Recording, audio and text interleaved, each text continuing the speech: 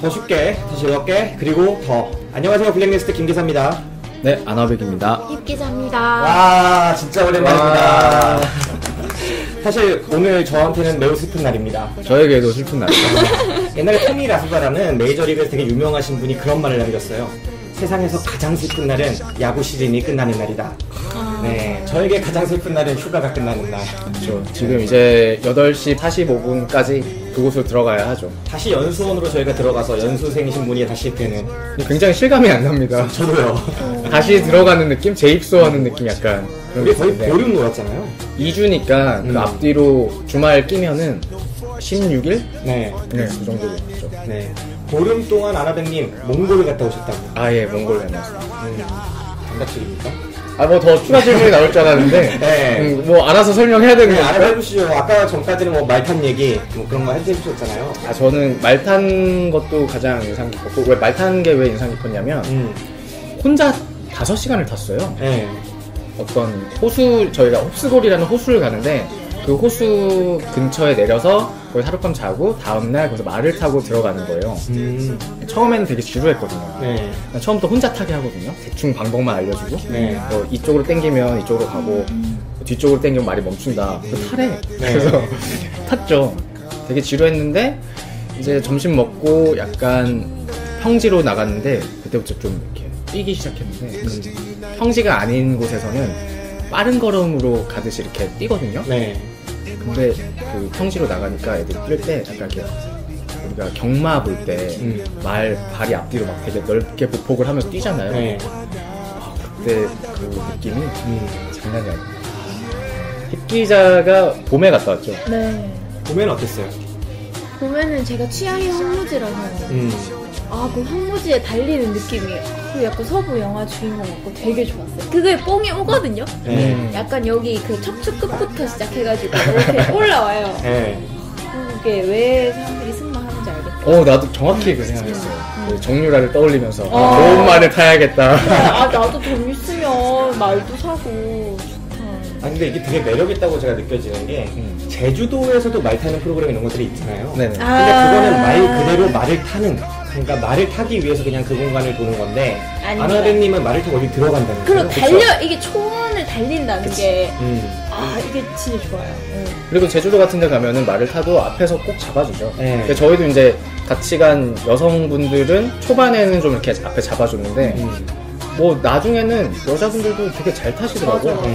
그래서 저희 가이드가 다 놀랬다고 말해서 너는 왜 이렇게 잘 타냐 이러면서 물론 이렇게 그냥 해준 말일 수도 있지만 그리고 또 좀 말 타면서 인상 깊었던 게 고삐를 쥔다는 단어가 되게 무서운 단어예요.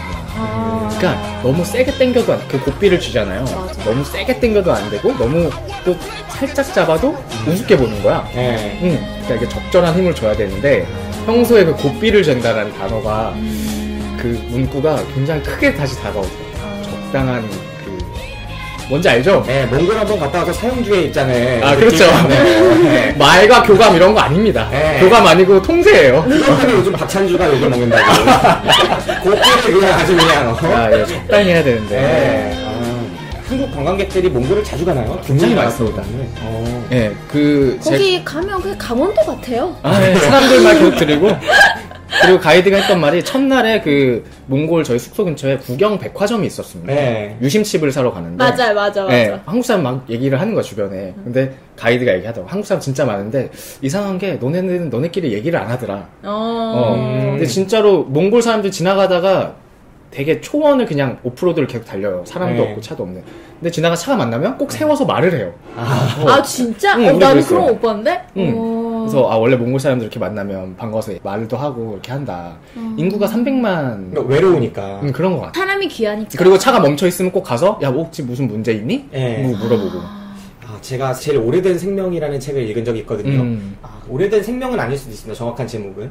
그 어떤 여자 과학자가 전 세계에서 가장 오래된 생명들을 찾아서 전 세계를 여행해요. 그래서 아주 오래된 식물들, 뭐 수령이 10,000년, 20,000년, 30,000년 막 이렇게 된 식물들, 훨씬 더 긴 식물들을 찾아서 곳곳을 떠납니다. 뭐 일본도 가고 호주도 가고 미국 그 완전 시골도 가고 하는데 뭔가 그린란드 이쪽이었던 것 같아요. 근데 진짜 커다란 웬만한 도시 몇 개의 지역에 2명만이 살고 있는 거야. 실거주자가. 근데 거기에서 자기가 완전한 정막 속에서 하루를 보내고 나서 사람이 그렇게 반가워졌다는 겁니다. 네.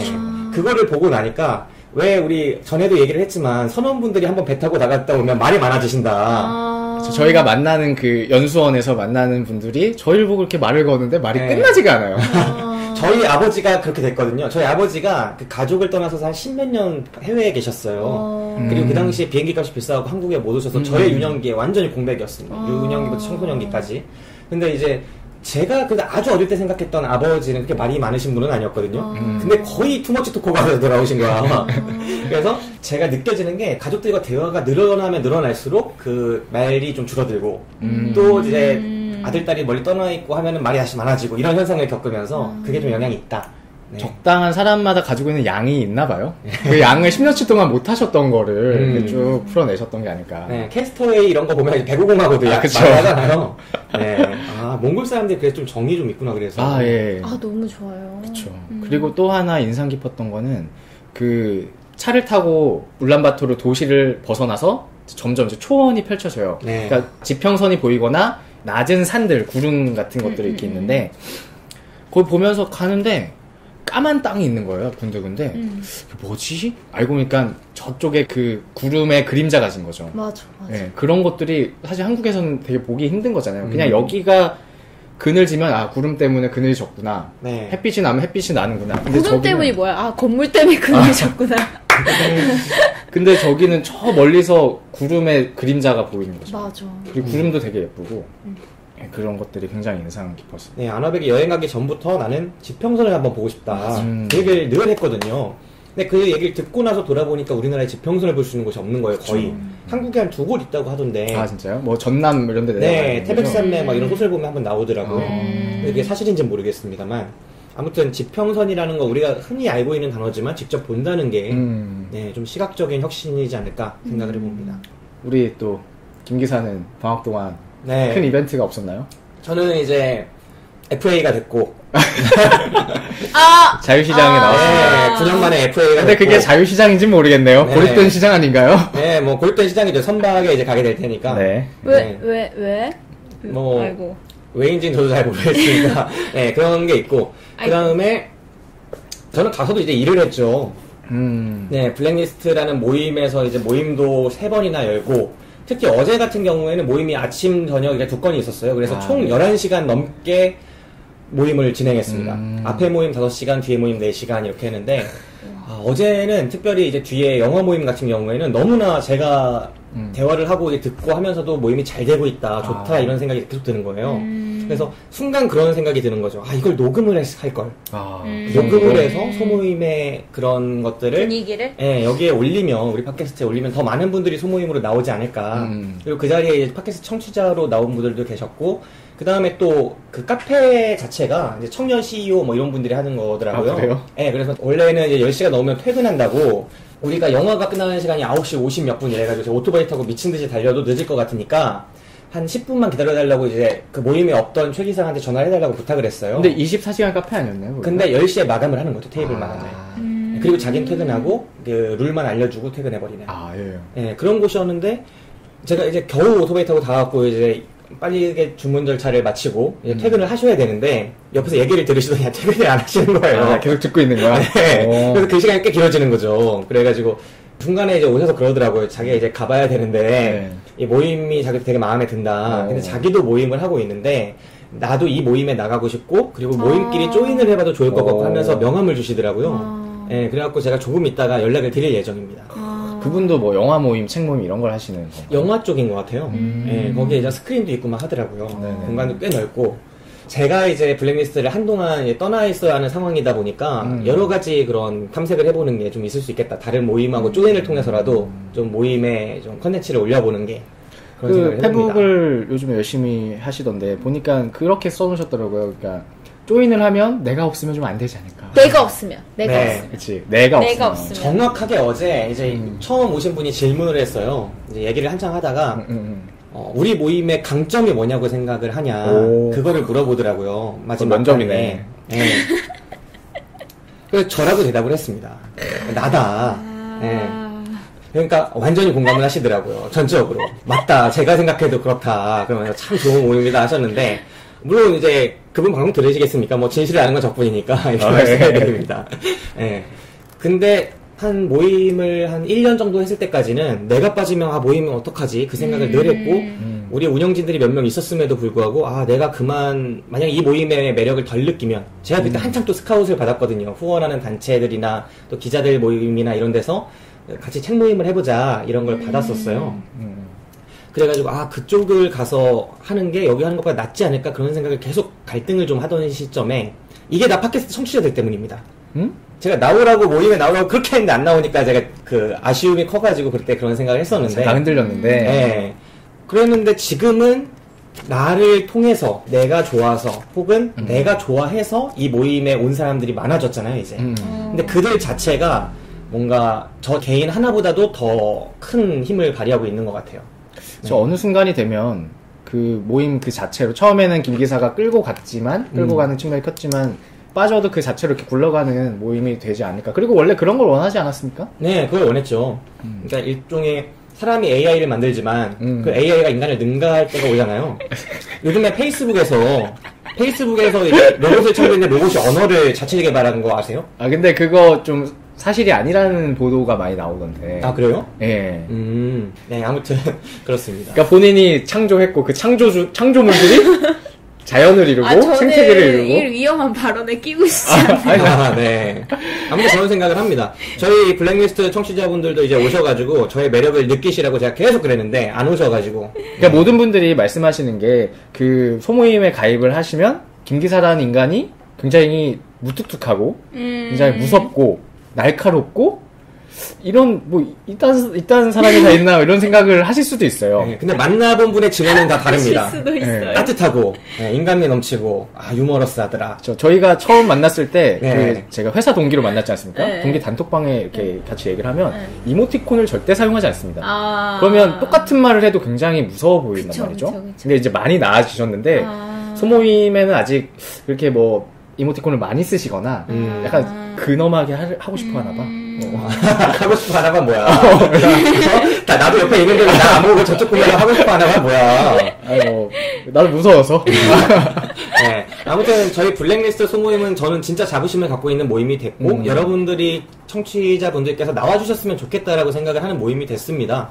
그리고 나중에 유료화될지 압니까? 지금 미리미리 가입을 해놓고 이제 이름을 올려놓으면 언젠가 또 득이 될 수도 있기 때문에 저는 해보시라 그렇게 권해드리고 싶네요. 목표는 그 틀에 모시기 그겁니까? 그러면? 아닙니다. 목표는 틀에 모시기. 목표는 진짜 제가 한번 경험한 적이 있거든요. 네. 그 수많은 사람들이 모여서 난장을 벌이는 한 광경을 목격한 적이 있었는데 난장이랑 아나베 같은 말한 적이 있었을 거예요. 제가 어느 이제 언론사 필진 모임을 갔다가 거기서 이제 자기 연재를 하거나 뭐 그런 사람들급을 모아서 하는 거였어요. 그때 한 20-30명이 있었는데 그분들이 각 테이블에 앉아서 대화를 나누는 광경을 제가 한번 목격을 했거든요. 장관이겠네요. 저도 그 중에 일원이었고 근데 정말 대단하다고 느꼈었거든요. 그래서 이 모습을 블랙리스트 안에서 구현하고 싶다라는 게 저의 첫 번째 목표였어요. 그리고 그렇게 되기 위해서는 이 모임이 내 안에 있으면 안 된다. 그렇기 때문에 사실 제 성격을 모임 안에서 많이 발휘를 하고 있지 않습니다. 우리 모임에 룰 없지 않습니까? 사실상 제대로 된 룰이 몇 개. 강력한 룰이 있지 않습니까? 약속은 지켜라. 그 다음에 모임에 한 달에 한 번 나오거나 글을 한 번 올리지 않으면 강퇴다. 이 두 가지 룰만을 운영하고 나머지 모든 것이 풀려 있어요. 저희 수많은 운영진들이 있지만 그 운영진들이 모임을 저와 다른 방식으로 진행하더라도 저는 단 한마디의 제재도 하지 않습니다. 네. 그렇기 때문에 여러분들이 오셔서도 그냥 간단한 룰만 지켜주시면 폭넓은 그 자유가 보장되니까 많이 오셨으면 좋겠어요. 예, 저도 나가봤는데 굉장히 즐겁고 행복한 시간이었습니다. 왜 교과서적으로 말합니까? 그때 진짜 우러나서 좋다며요. 근데 좋았어요. 예, 그리고 근데 이제 저는 저를 잘 알거든요. 네. 근데 꼭 블랙리스트뿐만 아니라 모든 모임이나 이런 걸 잘 못 챙겨요. 네. 그래서 저는 이 팟캐스트 하는 것만 해도 굉장히 벅차다. 네. 예. 그러니까 아나백 같은 경우에 이제 지부장으로 키우려고 노력을 하는 거죠. 팟캐스트 쪽 지부장, 예. 최 기사가 이제 좀 모임 쪽 지부장의 역할을 하고 있지 않습니까? 최 기사님이 굉장히 스윗하시고, 네. 예, 또 소외되는 곳에 이렇게 항상 빛을 밝히시고 그런 것도 굉장히 잘하시는 것 같아요. 그런 이미지를 주지만 사실 냉연하거든요. 파충류예요, 파충류. 피해 온도가 없어. 네. 어쩐지 약간 이제 소울이 없어 보이기도 하고. 그죠. 근데 네. 이게 뭔가 그런 느낌 있잖아요. 맨날 정돈된 느낌의 댄디한 복장을 갖추고 머리는 약간 곱슬머리에 늘 만진 것 같고 갈색 머리잖아요. 또 막 부드러운 안경도 끼고 있고 동그란 거. 그러면서 부드럽게 말을 건네는 카메라맨. 네, 카메라 기자입니까? 카메라 기자죠. 카메라 기자? 네. 네, 아무튼 그렇고요. 저희 모임에 많은 분들이 이렇게 나와 주셔가지고 좀 더 번창했으면 하는 마음에 한번 홍보를 해봤습니다. 자, 오늘 다룰 영화에 대해서 간략하게 이제 말씀을 드리면 바로 그 유명한 택시 운전사입니다. 네, 논란의 작품 군함도를 CGV에서조차 하루 만에 밀어냈어요. 아, 그런가요? 네. 그러니까 CGV가 미친 듯이 땡겼잖아요, 군함도를. 그게 택시 운전사가 나오기 전에 뽑아야 된다. 이 절실함이 담겨 있었던 것이다. 저는 그렇게 생각해 봅니다. 나오자마자 분위기 파악을 바로 하고 네. 밀어낸 거군요. 그러니까 사람들이 이제 수직 깨워라 이야기를 하면서 CGV가 너무 그걸 챙긴다. 자기네 그 배급사를 그렇게 챙긴다. 이런 말이 있었는데 사실 돈의 논리가 그거의 계열사 간의 의리보다 우선하는 거를 우리는 아주 많이 알고 있죠. 그냥 잘 팔리는 걸 하는 거죠. 네. 그렇죠. 사실 군함도를 보면은 제 생각엔 군함도가 어느 정도만 됐어도 군함도로 밀었을 것이다 라고 생각을 해요. 보셨어요, 기자님? 안 봤습니다. 저도 안 봤습니다. 저 보고 왔거든요. 예. 제가 보고 와서 택시 운전사가 걸작이로 거의 울 뻔했어. 아니 근데 군함도는 덩케르케랑도 비교되고, 네. 그래서 까이고, 택시 운전사랑도 비교되면서 까이고, 또 그러니까 약간 이제 덩케르케도 이제 뽕 맞는 영화잖아요. 네. 어떻게 보면은 이제 군함도도 사실 이제 뽕이란 단어 쓰기에 좀 죄송스러운 주제이긴 한데, 어쨌든 이제 애국심을 고취하는 듯한 양국뽕이죠, 양뽕. 양뽕, 네. 양뽕 국뽕. 예. 근데 그 양뽕이 너무 좋았던 거지. 근데 또 여기 역사적 사실을 다룬 또 택시 운전사가 있는 거야. 양쪽에서 비교되면서 그냥 저 지하 밑으로 내려가 버린 것 같아서 안타깝네요, 우리 류 감독님. 그냥 발렌타인하고 캡틴 큐의 차이였던 것 같아요. 예. 술 잘 모르시나요? 아, 네, 잘 모르겠네요. 네, 캡틴 큐라고 국산 양조가 하나 캡틴 있습니다. 큐라는 게 있습니까? 네, 캡틴 큐라고 예, 엄청 이제 싸구려 양조가 있는데 그거 먹고 이제 윗뚫린다고 보통 말들 많이 하죠. 아, 이번에 용가리 과자 먹다가 진짜 윗뚫린 친구 하나 있더라고요. 예, 해가 뚫렸나? 네. 위였던 것 같아요. 천공이라고 하나요? 네. 저도 모르게 윗뚫린다는 표현을 너무 쉽게 써가지고. 네. 아무튼 그 국뽕과 양뽕의 차이를 두 영화 되게 비슷해요. 왜냐면 잔교류가 되게 중요하게 나오거든요. 잔교 같은 어떤 좁은 다리, 그 좁은 다리를 통해서만 탈출할 수 있고 그 좁은 다리를 지키기 위한 싸움이 두 영화에 다 벌어지는데 한 영화는 그거를 놓고 슬로우 모션을 걸고 울고 불고 막 총격전을 한참 하고 그런 것들이 보여지는 한편 다른 영화는 정말 그곳에 있는 병사 개개인이 마치 하나의 재난을 마주한 듯한 네, 어떤 전쟁의 당사자로서 막 울고불고 하는 게 아니라 그냥 작은 개인이 된 듯한 그런 생각이 들었어요. 네. 아, 그 말이 되게 공감이 되네요. 그러니까 어떤 전쟁의 큰 상황에서 자기가 맞닥뜨린 상황은 나만 지금 남은 상태? 네. 물론 그런 애국심도 있겠지만 지금 당장 내가 살아야 되니까 그런 투쟁들이 굉장히 많이 나왔던 것 같아요. 네. 덩케르크 같은 경우에는 근데 아나백님은 계속 덩케르크를 덩케르케라고 프랑스 발음을 하시는데 뭐가 있어 보이려고 있습니까? 그러는 거 아닙니까? 요즘에 이런 사람들이 많대요. 덩케르케 아니었습니까? 덩케르크입니까? 딘케르크케 이렇게 하는 거 아닙니까? 네. 그냥 덩케르케 나는 왜 당연히 덩케르크라고 생각했죠?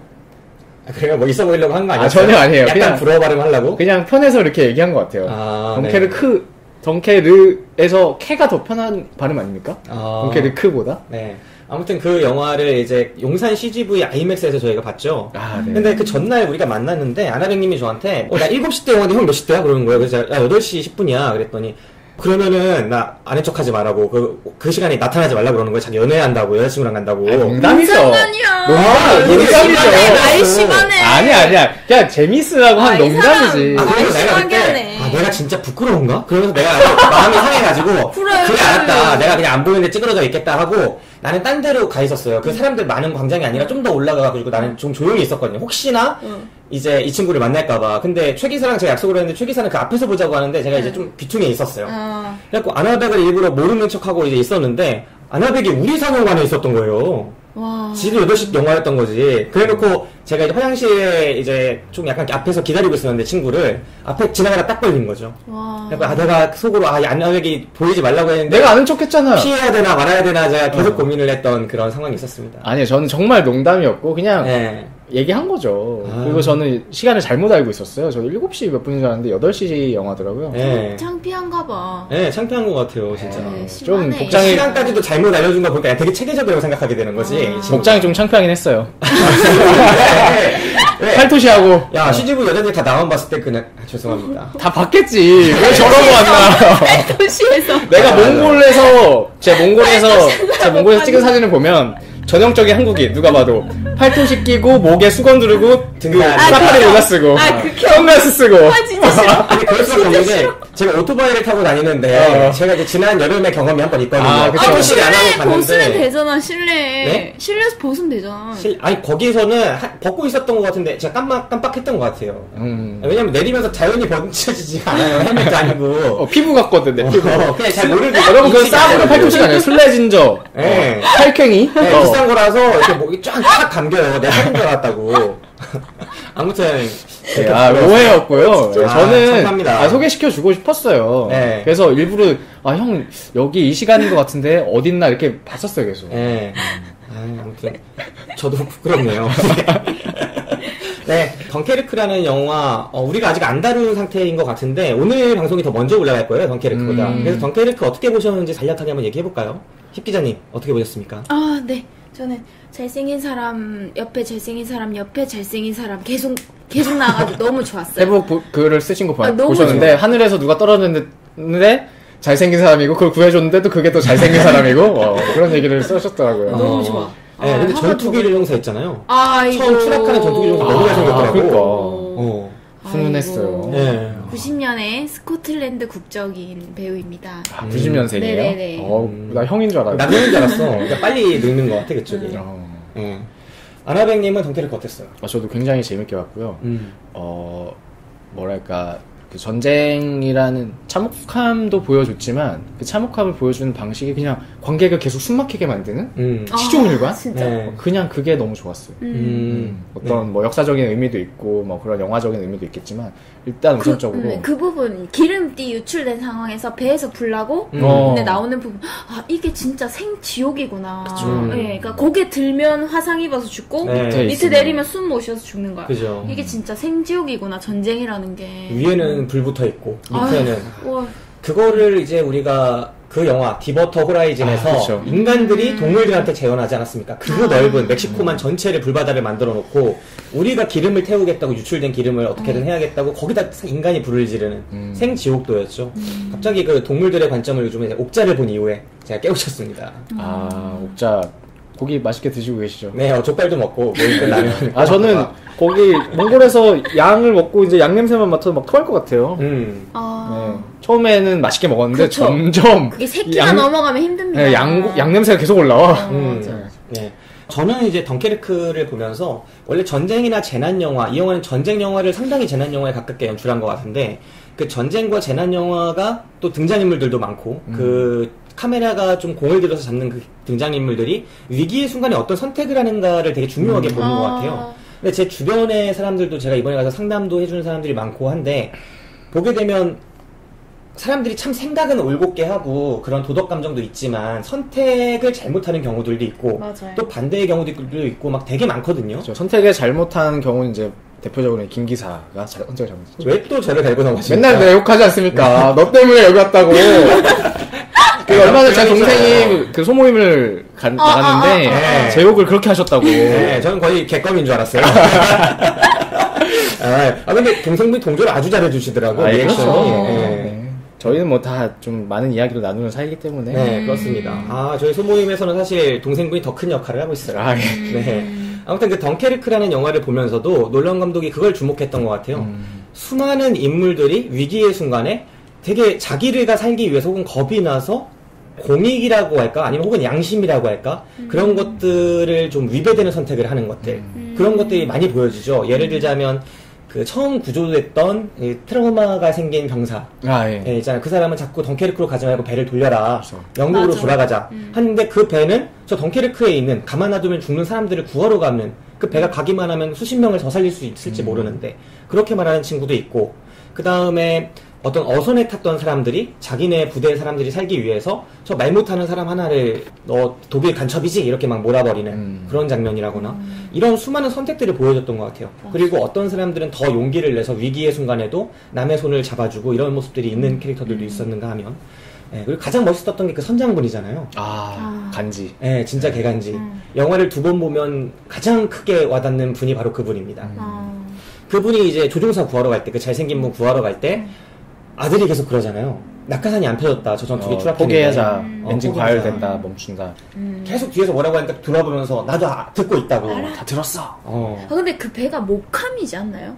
목함? 그러니까 목으로 만든 배 느낌이. 나무로? 그러니까 되게 보는 사람이 불안불안한 거야. 네. 저러다가 깨지면 어쩌지? 막 이러면서. 네, 나무 요트 같은 배였는데 진짜 그분이 이제 가가지고 그 속에서 사실은 엄청난 사투를 벌이고 있었던 거죠, 조종사가. 그걸 노로 깰 때 그게 진짜 큰 감동이 오더라고요. 근데 건졌는데 너무 잘생겼어. 맞아. 잘생긴 사람이 건졌는데 또 잘생겼어.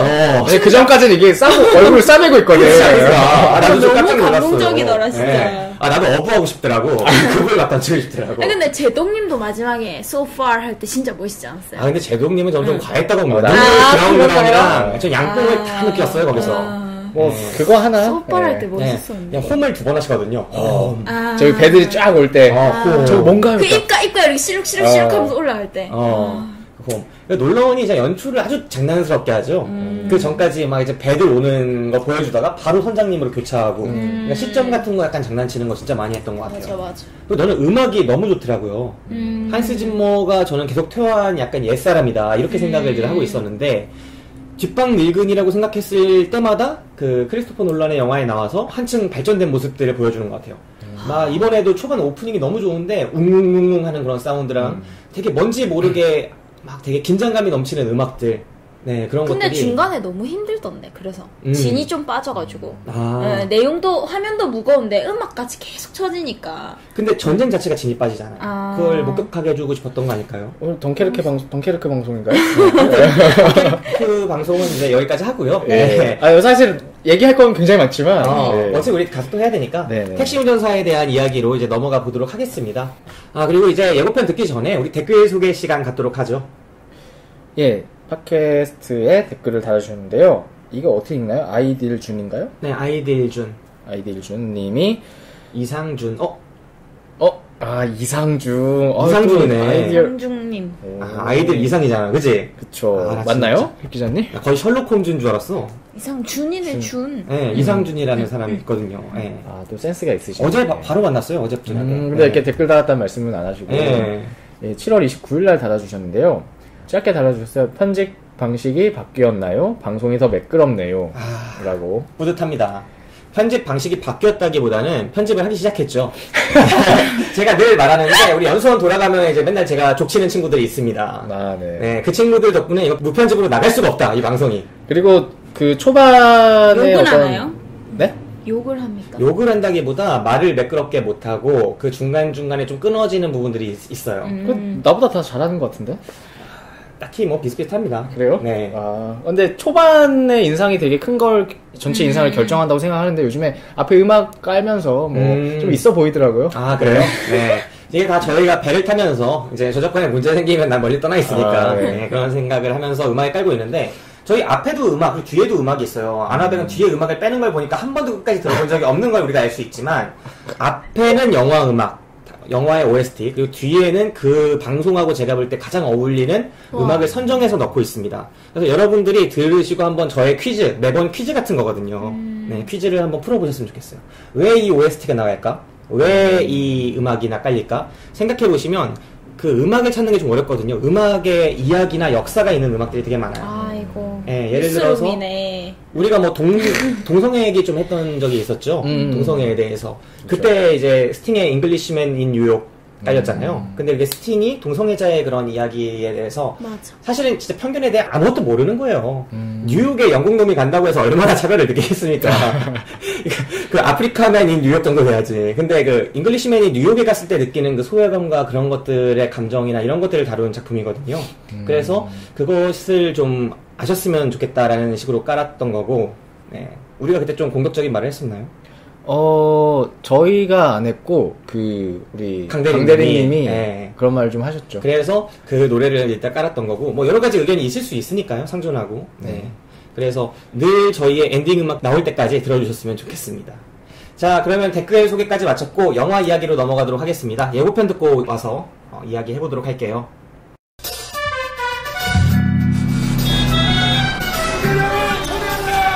대마요 대학 간다. 내 5천원만 받을게. 됐지? 뭐 비싸. 자, 3천원만 받아. 10만원? 또 공과 하루에 택시비를 10만원이나 준대? 나이스 미쳐. 렛츠고 광주. 타. 광주 가는 새길 같은 건 없습니까? 거기가 어딥니까? Where are you going? 제시가 영어 쪽가 되잖아. 예. Are you 리포터? 네, 뉴스. 어째 이렇게 찬이 없어? 귀한 손님 왔는데.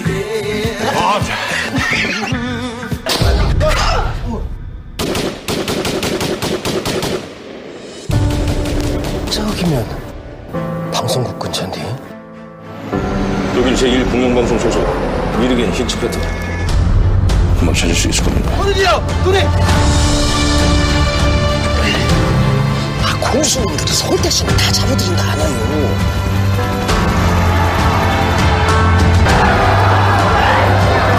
빨리 가야 돼!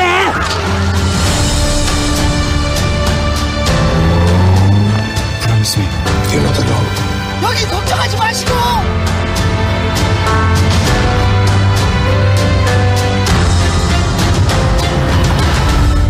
빨라. 손님을 두고 왔어.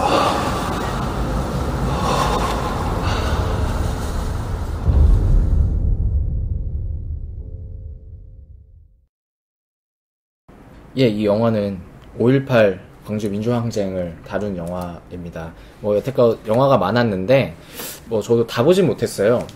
뭐 화려한 휴가가 되게 중심적으로 다뤘던 영화 중에 하나죠. 그죠. 벽면적으로. 광주랑 제일 유명했던 그거를 못 봤어요. 그래서 어쨌든 광주 민주항쟁을 다루는 건데 이제 독일 외신 기자가 나옵니다. 그리고 택시 기사가 나와요.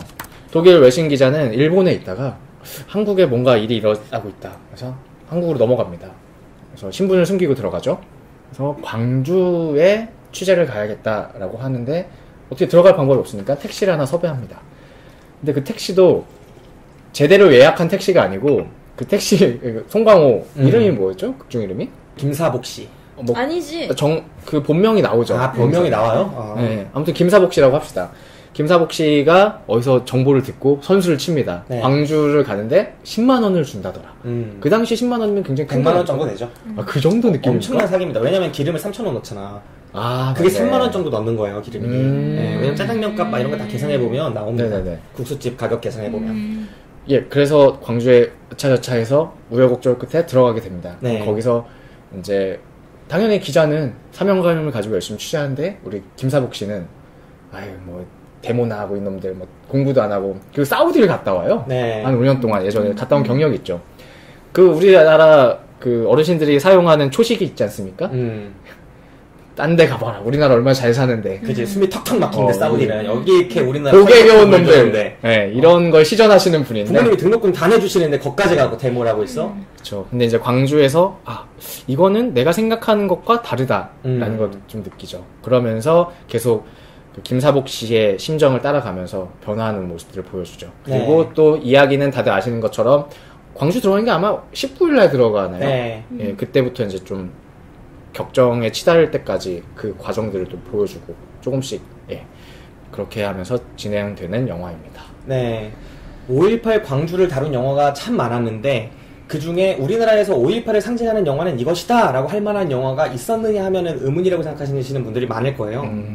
그런데 지금의 택시 운전사가 얻고 있는 인기, 흥행 속도, 그 다음에 평가 이런 것들을 종합할 때 아마도 앞으로 5.18 광주, 한국에서 한국 영화계에서 어떤 영화가 있었냐 하면은 첫 손가락에 꼽히는 영화가 될 건 분명해 보입니다. 그리고 아마도 이런 영화가 될 것이라고 모두가 사전에도 생각을 했죠. 그 이유는 송강호 씨가 출연하기 때문이죠. 네. 우리 송강호 배우가 역사물에 굉장히 네, 밀정에도 나왔었고 사도에도 나왔었고 변호인. 점점 이제 가까워지고 있어요, 현대로. 네. 다음에는 이제 이명박 나오는 영화에 출연해보시길. 하루뿐이 그게 영화화가 돼야 돼, 이명박 시대가. 근데 오히려 이명박 씨 역할을 해보는 것도 괜찮지 않을까요? 외모가 너무 다르잖아요. 외모가 다르니까 또 묘미 아니겠습니까? 또 이렇게 연기를 잘 하시니까. 축구선수 정조국이라고 있습니다. 그분 섭외하면 제가 볼 때 캐스팅 딱 싱크로 맞습니다. 아무튼 이제 총평부터 해볼게요. 각자 이거 추천 주실지 비추천 주실지 어떤 평가를 하실지 그리고 나는 이 영화 이렇게 봤다 말씀해 주시면 좋겠습니다. 힙 기자님. 네. 저는 먼저 밝혀낸 게 저는 일단 네 전라도 사람이고요.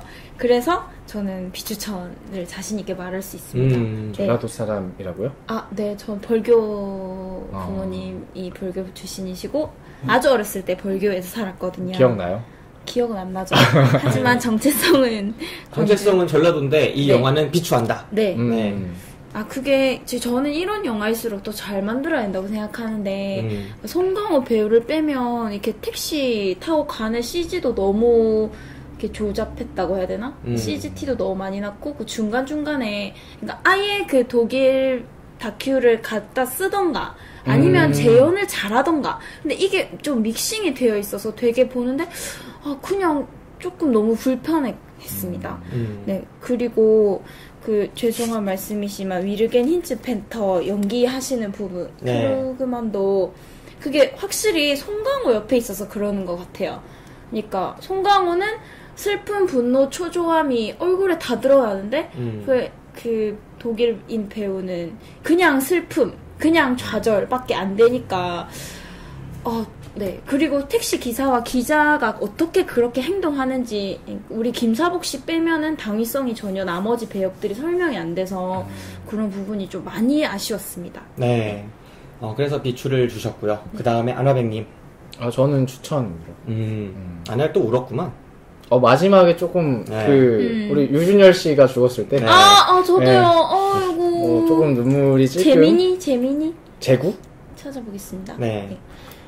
추천드린 이유는 입 기자님이 말씀하신 부분들도 동의를 하는데 그래도 제작 단계부터 물론 열심히 했다고 해서 칭찬하기가 좀 애매한 게 있죠. 작품에 관해서는. 네. 근데 그런 부분들도 좀 인정을 하는 부분이 있고 그리고 좀 내용이 부실했다. 5.18에 대한 내용이 부실했다는 말을 동의하긴 하는데 그래도 친근하게 잘 만들었다. 받아들일 수 있게. 네. 그리고 좀 송강호 배우도 연기를 잘했고 그만큼 많은 사람들이 좀 보고 많이 아셨으면 좋겠다 싶어서 추천. 저 같은 경우에는 추천입니다. 네, 저도 추천이고요. 광주를 이제까지 다룬 영화가 어떤 영화들이 있었나를 떠올리게 하는 영화였어요. 왜냐면은 저는 이 영화가 상당히 이제껏 광주를 다룬 영화들하고는 다른 포지션에 있다라고 생각했어요. 네, 어떤 점에서 그러냐면 화려한 휴가 같은 영화들은 광주의 중심으로 확 돌격하는 영화입니다. 그래서 광주 시민 여러분 하는 연설이 그 영화 속에서 하이라이트이기도 하죠. 수혜 씨가 마이크를 잡고 광주 시민 여러분 지금 우리는 이런 일을 당하고 있습니다. 어떻게 하십시오. 이런 것들이 막 나오는 영화고 무기고를 습격해서 총기를 빼오기도 하고 도청 앞으로 가가지고 그 앞에서 항전을 하기도 하고 그런 것들이 나와요. 가장 밀접한 관련이 있는 장면들이 어떤 것일까? 광주를 영화화할 때 있어서 도청이 안 나오고 그 다음에 무기고를 습격하는 장면들이 안 나오고 시위 장면도 그렇게 딱 중심에 있는 시위 장면 같은 느낌이 아니거든요. 그 시위가 벌어지고 있고 그 중간에 내가 허리 어딘가에 그냥 있는 듯한 목격자 내지 관찰자로 있는 듯한 것들이 영화 내내 보여지는 그런 분위기예요. 그래서 가만히 보면 이 영화는 광주의 중심으로 돌격하는 대신에 그 주변부를 돌아보고 있다. 광주의 주변부를 돌아보면 그 할머니, 택시를 한번 태워가지고 막둥이가 없어졌다 하고 병원으로 가보자 하는 그 할머니를 태워가지고 병원으로 향하는 그런 할머니들, 그 다음에 광주의 택시 운전사들, 택시 운전사분들이 참 큰일 하세요. 여기서 부상자들을 실어나르고 있으세요. 실제로도 그때 운전사분들이 그런 일을 하셨거든요. 근데 그렇다고 해서 그분들이 주역은 아니었죠. 근데 그분들을 이 영화에서 상당 부분 주역으로 다루고 있어요. 그러니까 이 영화가 돌아보는 것들이 그런 사람들이었지 않았나. 주유소에서 공짜 기름인데 하고 기름 넣어주고 있던 그 사람. 그리고 식당에서 만나던 그 아줌마. 이런 광주 사건이 있었던 당시에 그 주변인들을 돌아보는 영화다. 중심으로 쳐들어가는 대신에. 이게 상당히 특색 있는 부분이었다고 생각을 하고요. 그 다음에 송강호 씨의 성장 드라마였다. 네, 저는 이 영화에서 가장 크게 느꼈던 것 중에 하나가 오프닝 부분이 되게 좋았어요. 오프닝이 어땠냐면 이제 택시는 택시인데 택시의 이제 앞 유리창을 통해서 바깥에 이제 풍경들을 보여주죠. 그래서 아주 옛날 택시들이다. 그리고 그 택시들을 보여주는 장면에서 갑자기 카메라가 송강호 씨의 오른쪽 어깨, 그러니까 운전사분의 오른쪽 어깨로 빠지면서 점점 뒤로 갑니다. 그러면서 송강호 씨가 보이고 송강호 씨의 뒷모습이 보이고 점점점 나가서 이제 택시 뒤로 빠져나가서 택시의 뒷모습을 찍다가 그 멀리서 이제 차선들이 보이고 택시가 그 안에 작은 모습이 보이다가 카메라 점점 위로 올라가면서 거리가 보이고, 그러니까 점점 더 카메라는 뒤로 빠지다가 위로 빠져버리는 듯한 장면으로 흘러가요. 그러니까 저는 그 장면을 이렇게 해석했어요. 마치 한 문장, 오프닝의 한 문장을 영상화한 것이다. 동화는 옛날 옛적에 이렇게 하면서 시작하잖아요. 이거는 지금부터 이 영화는 이 사람의 이야기입니다 라는 문장을 보여주는 듯한 장면이라고 생각했어요. 네, 그러면서 카메라가 위로 쫙 빠질 때 이건 마치 한편의 동화 같은 것이다. 이 사람을 주인공으로 한 한편의 동화입니다. 여러분 보세요 같은 느낌을 저는 받았고, 실제로 영화가 그런 느낌으로 흘러갔다고 생각해요. 그러니까 그랜드 부다페스트 호텔에 조금은 우화적인 느낌이 없어진 듯한 영화, 포레스트 검프 같은 느낌에서의 조금은 유머러스하거나 우화적인 느낌이 빠진 듯한 영화, 조금 더 드라마에 가깝지만 사실은 그것과 비슷한 포지션의 영화. 네, 그래서 이 영화를 끝까지 보시면 많이 느끼시겠지만 정말 광주 시민 중에 나쁜 사람 없고 주변에 만나는 사람들은 다 착하고 정이 있고 주인공도 나빠 보이지만 사실은 정 가득하고 이제 성장하고, 그러니까 이게 실제를 그대로 담아내려고 했다기보다는 그 시절 광주에 있었던 어떤 사건을 가지고 그거를 오래 추억한 사람이 되게 예쁘게 포장한 영화라는 생각이 들었고, 저는 그래도 된다고 생각하는 측면이 있어서, 네, 모든 광주 영화가 박하사탕 같을 필요는 없다. 모든 광주 영화가 화려한 휴가 같을 필요는 없다. 되게 아프고 슬프고 잔인할 필요는 없다 라고 생각해서 이 영화를 추천을 드립니다. 이 영화는 처음부터 끝까지 가장 많은 관객들에게 그냥 가장 많게 공감을 살 수 있는 그런 포지션에 있는 영화였다고 생각해요. 가장 대중적인 걸 지향했고, 동의합니다. 네, 그래서 그거를 성공한 영화였다는 측면에서 추천을 드리겠습니다. 자, 일단 이 영화 2추천 1비추 나왔고, 와, 대립이 이제 시작되겠네요. 근데 제가 되게 걱정되는 게, 제가 부산 경상도 사투리를 하면서 네. 이 영화를 비추천하면은 굉장히 그 불편해 하실 분들이 많을 것 같아서 되게 걱정이 되네요. 네, 새누리당 찍으셨, 아니. 네. 아무튼 그거는 중요하지 않죠. 예, 영화적인 측면에서. 네, 그걸 위해서 커밍아웃까지 하셨는데. 네. 그리고 댓글 달리면 김 기사는 좋아하겠죠. 네, 좋아합니다. 여러분 많이 까주시고요. 네. 일단 이 영화를 보면서 나는 어떤 생각을 가장 많이 했다, 어떤 키워드로 이 영화를 설명해 볼 수 있을 것 같다, 이런 이야기 한번 해봅시다. 힙 기자님 어떤 키워드 뽑아오셨나요? 저는 정과 정의에 대해 생각했는데, 그러니까 80년대 문화, 이게 옛날 한국인의 정 이렇게 말하면, 네. 막 누구라도 손님 오면은 대접하고 그 자리에서 노래 부르고 이런 문화가 진짜 우리 아주 어렸을 때만 해도 있었던 것 같아요. 몽골이죠. 지나가는 택시 세울 정도는 아니지만, 네. 아니지만 동네 트럭은 잡아세워서 이야기도 하고, 누가 손님이 놀러 오면 대접하고, 그런 게 있었는데 지금은 많이 사라진 것 같아요. 네네네. 네. 그런, 옛날의 정과, 근데 사실 생각해보면 정의라는 것도 막 대단한 대의에서 출발하는 게 아니라, 송강호가 마지막에 그 고민하는 그 장면이 너무 좋았거든요. 구두랑 핸들 이렇게 구두 한번 들면서 핸들 팍 꺾을 때. 갈림길에서 울면서 네, 광주로 돌아갈 것인가, 딸이 있는 저곳으로 갈 것인가. 근데 거기서 막 송강호가 어떤 대의에 의해서 휘둘린 게 아니라고 생각합니다. 그러니까 그런 사람들의 어떤 정과, 근데 내가 여기서 지켜야 되겠다라는 것. 그래서 정의라는 게 하늘에서 뚝 떨어지는 게 아니라 여러 사람들이 정이 모여서 어떤 정의가 되는구나, 그런 생각 되게 많이 했습니다. 네. 정과 정의. 네. 네. 이 영화를 보면 진짜 많이 느껴지는 게 광주 사람들 정이 장난이 아니야. 근데 원래 전라도 사람 그래요. 진짜 너무 좋아요. 네네. 네. 아까 이제 지역색 좀 옅게 하기 위해서 이렇게 공부하는 거 아닙니까 지금? 네. 그런 거 좀 있는. 그래서 초반에 거기 송강호가 여차차에서 병원에 도착했는데 처음에 굉장히 그 대립을 하죠. 손님을 버리고 도망갈 수가 있냐, 택시 운전사가 그래도 되냐. 이러다가 점점 그냥 그 사람들은 저 사람 신경 안 쓰고 그냥 호의를 베풀잖아요. 차도 고쳐주고 네. 뭐 먹을 것도 대접해주고 거기서 이제 굉장한 그런 정을 느끼게 되죠. 네. 그 정을 상징하는 게 바로 주먹밥이 아닌가. 네. 네. 처음에 흰 주먹밥 딱 받았을 때 그래도 맛있어. 네. 그걸 처음 이제 창문 열고 송강호가 받을 때 표정 같은 것들이 송강호 이제까지 약간 내 손님들은 어디까지나 비즈니스 관계고 내가 아껴야 할 사람들은 내 가족이다. 네. 이런 포지션이 되게 강한 사람이었는데 맞아. 아무 거리낌 없이 나한테 먹을 걸 주는 그 여자분의 그걸 받아들고 나서 표정이랑 그냥 고맙습니다. 잘 받을게요 하는 그 모습이 되게 선해 보여요. 예. 그래서 사실은 우리가 송강호가 되게 좋은 사람이란 걸 알잖아요. 딸을 되게 아끼고 딸의 신발 치수를 기억하잖아요. 210 주세요. 뭐 이렇게 하지 않았나요? 이런 것들을 봤을 때 딸을 진짜 아끼는 것도 알고 막 되게 좋은 아빠라는 건 알지만 뭔가 그러지 못한 되게 어려운 현실 때문에 이 사람이 되게 팍팍하게 사는구나 라고 생각을 하게 되는데 이 사람의 그런 진짜 얼굴, 착한 얼굴들을 깨워주는 그런 사람들을 만나게 되는 것 같더라고요. 네, 그 부분 참 좋았습니다. 정과 정의. 아나백님은 어떤 키워드 보고 오셨나요?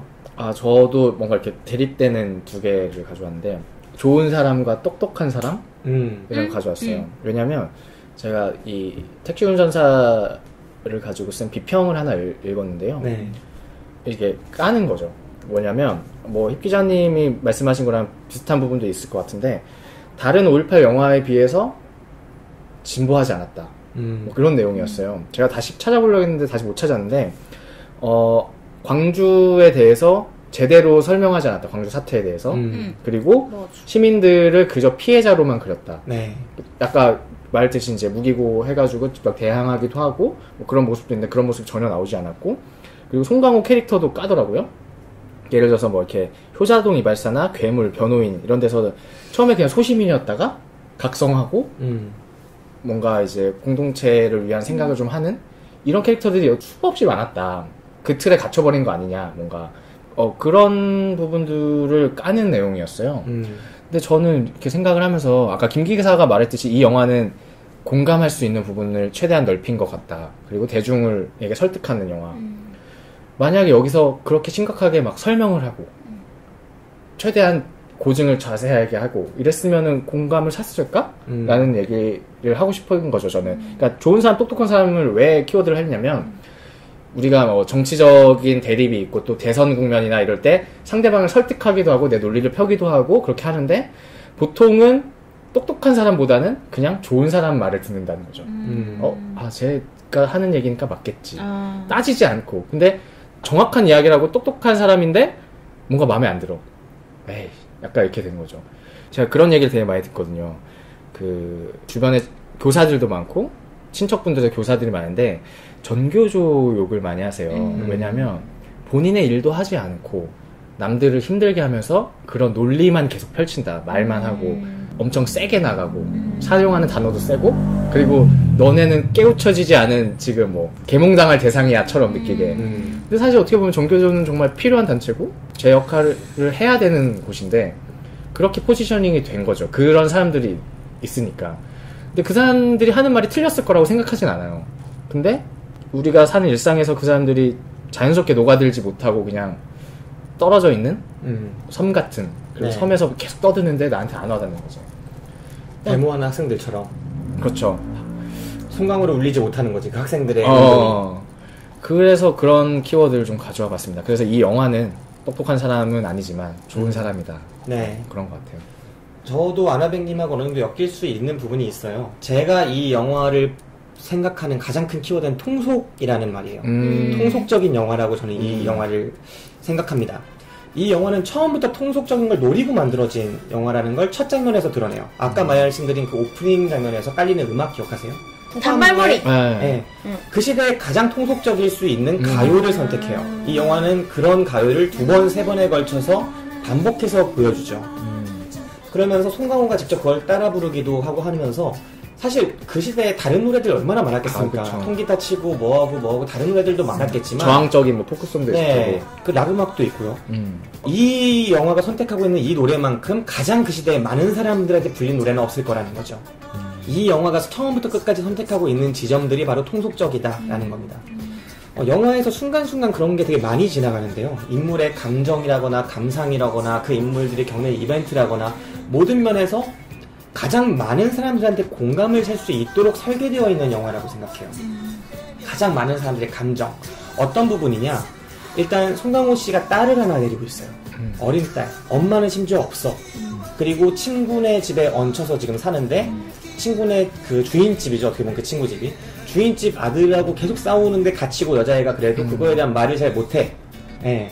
근데 이런 상황에 대한 송강호의 아버지로서의 애환 같은 거를 되게 뻔하고 이제까지 수없이 많이 그려졌을 것 같은 장면을 통해서 보여줘요. 주인집에 딸 얼굴 깨진 거 보고 상의하러 갔다가 지금 벌써 4달째 사벌세 밀렸어요. 막 이렇게 하는 그 친구 마누라이자 집주인인 그 아줌마의 말을 들으면서 그냥 힘없이 돌아서면서 아유 결국은 죄송합니다 하면서 끝나는데 그 모습을 옆으로 딱 돌리니까 딸이 보고 있더라. 네, 이런 식의 통속이라는 거죠. 그래서 이제 송강호 씨가 딸을 보러 그 방으로 다시 들어왔는데 딸이 아빠 밥 먹어 하면서 그 어린 딸이 밥을 챙기는 모습이라거나 송강호 씨가 괜히 이제 딸한테 신발 구겨 신지 말라고 했더니 이제 이거 안 맞는단 말이야. 난 발이 커서 라고 하는 거죠. 예, 그런 것들이나 한마디 한마디 대화 하나하나가 우리 사람들을 가장 쉽게 울릴 수 있는 코드들을 전형적이지만 선택을 하고 있다. 예, 그런 모습들이 막 느껴진다는 거죠. 또 예를 들자면 좋았던 장면이기도 한데 그렇게 했던 신발이 나중에 또 한 번 등장하잖아요. 구두로. 그런 것처럼 송강호 씨가 처음에 차를 또 되게 아껴요. 아, 그쵸. 예, 막 그냥 차에 맨날 커버 덮고 뭐 비 오면 맞으면 안 되고 뭐 누가 부술 수도 있고 하니까 맨날 그 차를 놓고 차가 엄청 깨끗해 보이는데 알고 보니 6만 킬로 탔고 예, 거의 폐차 직전이고 이런 차를 아끼는 모습들을 계속 보여준 다음에 그 차를 되게 위험한 곳에 험지로 몰아가서 총을 맞도록 하는 장면이 있죠. 자기 선택에 의해서. 이런 코드들도 되게 전형적인 코드거든요. 그러니까 이 영화 내내 계속 이런 전형적인 코드를 반복하면서 관객들의 감정을 울릴 수 있는 것들을 쓰고 있다. 감독이 어떤 새로운 길을 탐구하고 있는 영화가 아니다. 그것이 제가 이 영화를 통속적으로 보게 만든 요소예요.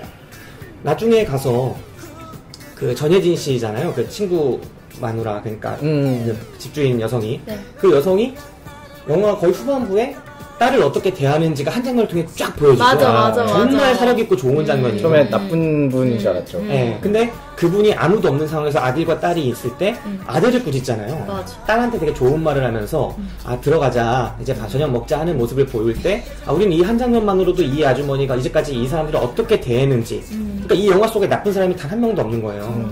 근데 이것도 통속적인 장면이라는 거죠. 이 장면 하나만으로도 사람들이 모두 알고 있는 옛날 이웃들의 좋은 면을 생각하게 만드는 그런 사람에 대해 좋은 것을 떠올리게 만드는 그런 면모가 계속 반복되는 영화다. 네. 그래서 저는 이 영화가 통속적인 영화라고 생각을 하고 그러면 이 통속적인 걸 써서 나빴느냐? 저는 군함도도 똑같이 통속적인 걸 노린 영화라고 생각하는데 그거는 진짜 나쁜 영화예요. 하지만 이 영화는 그 통속적인 거를 아주 효과적으로 썼고 네. 그것들이 다 나름의 성과를 발휘해서 또 목적이 있어서 이 영화가 되게 잘 전달이 하고자 하는 말이 잘 전달됐고 사람들한테는 광주라는 그 80년 5월의 광주라는 것을 좀 인간 냄새나게 느끼게 하는 그런 영화지 않았을까. 네, 그런 면에서 저는 통속이라는 키워드를 뽑아봤습니다. 아 근데 이거 좀 다른 얘기일 수 있는데 군함도도 녹음하십니까? 군함도 보셨습니까? 아니요. 아 녹음 안 그럼 하기 어렵네요. 아 김 기사님이 예전에 자기가 본 영화는 다 녹음한다. 그래서 네. 혼자도 하기도 했거든요. 네, 근데 혼자는 안 할 것 같아요 이제는. 제가 시간 여력이 없어서. 근데 보신 분이 있으면 우리 멤버 중에 하려고 합니다. 네, 알겠습니다. 네. 자, 그러면은 이 영화 키워드 토크까지 한번 해봤고요. 이제 인상적이었던 장면 혹시 하나씩 있으시면 또 해보고 싶은 말 있으시면 해보죠. 그 장면 있지 않습니까? 그 김사복과 힌트팬터? 힌치팬터 그분이 피터. 그 둘이서 이제 광주를 벗어날 때 검문소를 거치지 않습니까? 네. 그때 군인이 하나 나오죠. 그죠. 그분 엄태구 씨. 우리 네. 태구. 그 서울 표지판을 보고도 묵인하고 그냥 보내준. 네. 서울 택시는 다 잡아라고 했는데 분명히 표지판은 전남 택시인데 트렁크를 열었다가 그거 서울 택시 표지판을 보거든요. 그렇죠. 근데 그걸 싹 덮더니 보내줘 하죠. 그러니까 그걸 보고서 사실 그런 생각을 했던 군인들이 있었겠죠. 근데 어쩔 수 없는 상황에 몰려서 왜 우리가 박하사탕을 보면 잘 나오잖아요. 네. 영문도 모르고 출동이다, 그죠. 실전이다, 가라. 근데 광주인 거지. 그리고 쟤네들 다 빨갱이다, 쏴라. 그러면서 총을 쏠 수밖에 없는 환경으로 막 몰리고. 근데 그 중에서도 이제 나름 외곽 경계를 맡았으니까 총을 쏘지 않았지만 이거는 이상하다라고 느끼고 있었던 군인이었을 테고 네. 이 상황을 맞닥뜨렸을 때 이걸 이해했겠죠. 아 지금 이거는 보내줘야 되는구나. 그래서 작은 역할이지만 너무 작은 사람이지만 굉장히 큰 역할을 한 거죠. 뭐 실제로 네. 그게 있었던 일은 아니겠지만 그걸 보면서 우리 사회도 사실 크게 저항할 수 없잖아요. 다 내가 먹고 사는 게 달려있고 네. 그거 저항해버리면 내 생계가 날아가고 모든 게 다 망가지니까. 근데 그 상황에서도 중간중간 작은 그 투쟁들? 이번에 뭐 캐비넷에 담긴 그 문건들도 그죠. 도대체 누가 남긴 거 아니냐 그런 얘기도 나오잖아요. 그래도 믿고 싶은 거 아닐까요? 믿고 싶겠죠. 아무튼 뭐 그냥 두고 갔겠죠. 무능력해서. 네, 저는 그쪽이 높다고 보는데 아무튼 그런 부분들이 모여서 조금씩 쌓여서 좋은 방향으로 나가는 게 아닐까 싶은 생각이 많이 들었습니다. 네, 사실 이 시대가 1980년대 전두환이 이제 막 정권을 잡았을 때예요. 그러면은 그 이전에도 유신 시대를 거쳤고 군부 독재는 계속 지속되고 있고 더더욱이 박정희보다도 훨씬 더 정당성이 없다고. 박정희 팬들 중에 일부조차 돌아섰던 전두환 정권 그쵸. 시대인데 실제로 그렇게 말씀하시는 네. 어르신들 많아요. 그죠. 근데 그 당시에 군인 중에 다 입대했고 그분은 이제 직업 군인이시겠지만 하사니까 그런 분들 중에 이게 문제가 있다라고 생각하는 사람이 없었으리라고 생각이 안 돼요. 네, 군인이면서도 그 엄태구 씨가 그 부분을 연기를 한 거죠. 근데 저는 군인 얘기가 나와서 말인데 이 영화에 되게 특색이 있는 지점이 군인들이 엄청 많이 등장하잖아요. 근데 그 군인이 엄태구 씨를 제외하고는 하나의 상징처럼 느껴졌어요. 엄태구 씨는 하나의 캐릭터인데 이제껏 송강호 씨한테 막 겁주고 윽박지르는 군인들이 하나의 상징처럼 느껴졌던 게 뭐냐면 지금 우리 시대의 군인들이 차량을 검문하거나 강원도 쪽 가면 많이 있잖아요. 그리고 군인들이 뭐 일상적으로 뭐 의경이라거나 대체복무를 하는 이런 사람들을 만나게 되거나 이럴 때 절대 그런 이미지가 아니에요. 상당히 그냥 어린애들이고 뭔가 되게 약하고 이런 존재거든요. 일반 사회인들에 비해서 1대1로 맞닥뜨렸을 때 일반인들이 꼬장을 부리면 부렸지 군인들이 일반인들한테 윽박지를 수는 없어요. 근데 이 영화에서 심지어 엄태구 씨급도 안 되는 병장급들이 수도 없이 이 영화에 수는 있겠죠. 2-3번 정도 이렇게 송강호 씨한테 갑자기 총을 들이밀다거나 창문 내리고 야 너 내려라고 반말을 한다거나 되게 고압적인 분위기를 조성하거든요. 이게 거대한 그 당시의 군부독재 시절부터 쌓여있는 어떤 분위기를 영화가 상징처럼 녹여낸 것 같아서 전 되게 잘 쓴 영화가 그런 설정이었다고 생각합니다. 네, 그거에 관해서도 좀 말씀드릴 게 있는데 예전에 한번 찾아본 적이 있어요. 5.18 관련해서. 근데 그때 실제로 군인들을 잘 안 재웠대요. 그리고 막 새벽에 일부러 출동시키고 다들 눈이 벌게가지고 네. 막 신경이 곤두서 있다고 하더라고요. 네. 그리고 또 한번 이상한 사건이 하나 있었는데 그런 상황에서 판단력이 흐려지잖아요. 네. 근데 군인들끼리 서로 적인 줄 알고 오인 사격을 해서 상당한 사상자가 난 적도 있다고 하더라고요. 네. 그 광주 그 외곽에서. 네. 힙 기자님은 인상 깊게 보셨던 장면 어떤 게 있으신가요? 저는 그 힌츠 팬터, 피터. 네. 예, 양말 구멍 난 거 있잖아요. 네. 너무 이 기자가 그냥 일본에서 한량처럼 살다가 갑자기 필이 꽂혀서 온 건지 아니면 원래부터 되게 진실을 보도해야 되겠다라는 당위성을 가지고 살다가 한국의 광주에까지 오게 된 건지 그 부분이 너무 설명이 안 돼 있어서 좀 많이 안타깝거든요. 근데 이제 감독은 그 부분을 양말에 빵꾸 난 되게 참기자의 전형적인 이미지로 보여주려고 했으나 보면서 되게 약간 귀엽다 뭐 이런 생각이 들었어요. 저는 그거는 이제 좀 힌츠펠터보다는 송강호에게 많이 집중한 측면이 있고 그래서 조금은 소외된 부분도 있지만 일단은 처음에 일본에 있는 모습으로 그려지잖아요. 네. 일본 프레스센터에서 있는 장면은 사실은 되게 중요한 장면이에요. 왜냐면 그 당시에 동아시아권 주재 기자들은 일본에 있었어요. 그치, 잘 나가는 시절. 네. 그리고 이곳에서 한국에서 좀 이상한 것 같은데 라는 말을 들은 사람이 힌츠펠터만은 아니고 몇몇 기자들이 있었죠. 근데 힌츠펠터는 그 얘기를 듣고 바로 한국에 오기를 선택한 기자예요. 당시에 일본에 있는 게 훨씬 안전하고 그 당시에 한국은 훨씬 위험함에도 불구하고 우리가 지금 캄보디아 가는 느낌이려나? 뭔가 이벤트가 벌어졌다고 해서 그 한국을 선택해서 가죠. 그리고 그 속에서 또 기자들이 말리기도 하지만 다른 한국 친구가 굳이 가야겠냐 해도 그 위험을 무릅쓰고 또 광주까지 가죠. 그리고 광주에서 약간 분위기가 힘들고 어렵다는 걸 알면에도 불구하고 계속 진입하기를 시도하는 측면이 있죠. 그런 선택의 측면들을 보면은 힌츠펠터라는 사람은 상당히 적극적인 기자다, 의식 있는 기자다라는 생각을 하게 됐어요, 저는. 네. 뭐 그거에 이어서 또 말씀드리면 그런 장면이 나오죠. 우리 그 지역 신문 이야기가 박혁권 배우님. 네, 박혁권 배우가 얼마 전까지 그 성기 만지는 제 연기로 통신의 연기 보여주셨어요. 통신의 양아치 연기를 하셨던 분이 엄청난 연기 보여주셨던 분인데 우리 박 배우님. 네, 이번에도 되게 강렬했어요. 네, 그리고 이제 기자는 뭐 취재해야 되는 거 아닙니까? 뭐 이렇게 얘기를 하죠. 윤정기를 이렇게 문을 막 막아놓고 윤정기를 돌려. 근데 갑자기 그걸 따고 들어오더니 국장이 들어와. 네, 국장 이거 아니잖아요. 선배 아니잖아요. 근데 뭐 우리 다 망하면 너가 뭐 책임질 거야. 약간 이런 식으로 나오죠. 근데 이제 그런 모습들이 지금 뭐 요즘에 MBC랑 KBS 뭐 정상화 이런 얘기도 많이 나오고 또 언론사에서 굉장히 안 좋은 일들이 많았죠. 옛날부터. 그리고 제가 알기로는 전두환 때 메이저 언론사 봉급이 대기업 수준으로 올랐다고 하더라고요. 그죠. 어떤 지사적인 야씨 때려쳐 이거를 더 한 번 더 고민하게 만드는 장애물을 만들게 된 거죠. 그 허씨 아저씨가 대단했어요.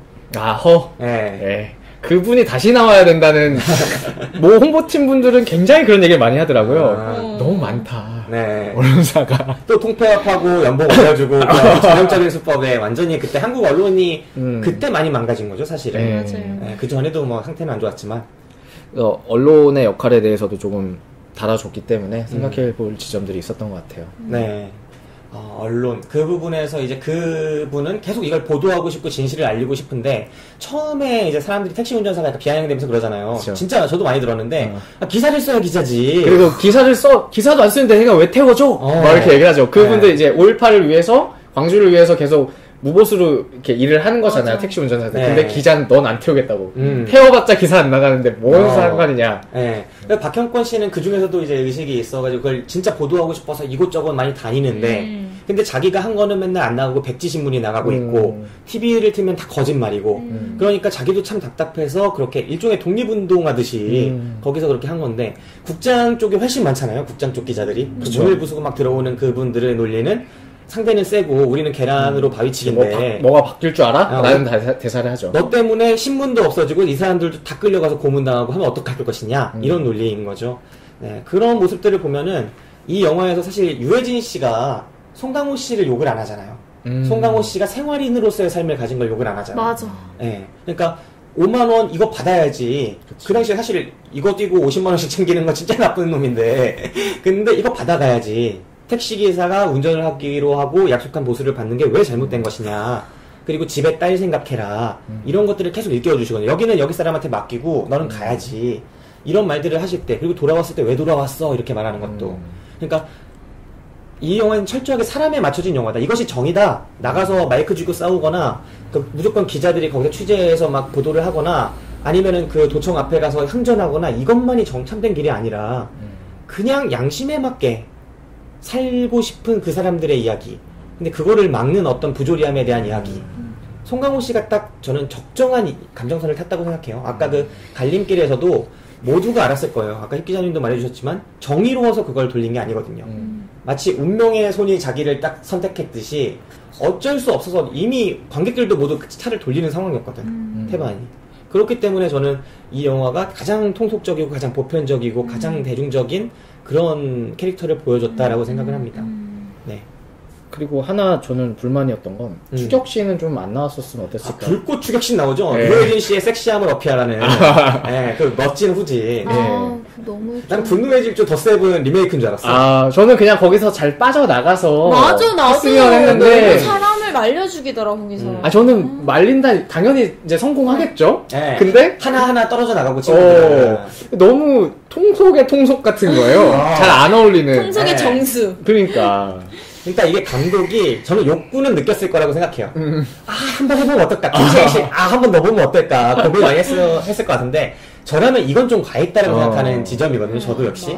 그래서 결국은 유해진 씨까지 모든 택시기사 하나하나가 다 희생하면서 주인공들만 살아남는 그런 모습으로 그려지는데 그럼에도 불구하고 저는 여기서 이제 약간의 옹호를 해보자면 그 씬은 자체는 과했지만 마지막에 이제 유해진 씨가 미친 듯한 그 후진을 하면서 충돌을 하는 걸로 영화가 그 부분이 끝나는데 거기서 유해진 씨가 죽었는지 안 죽었는지는 안 보여주잖아요. 그렇죠. 그러니까 약간의 생략은 있었다. 다 보여주진 않았다. 네, 그런 생각으로 약간의 옹호를 해봅니다.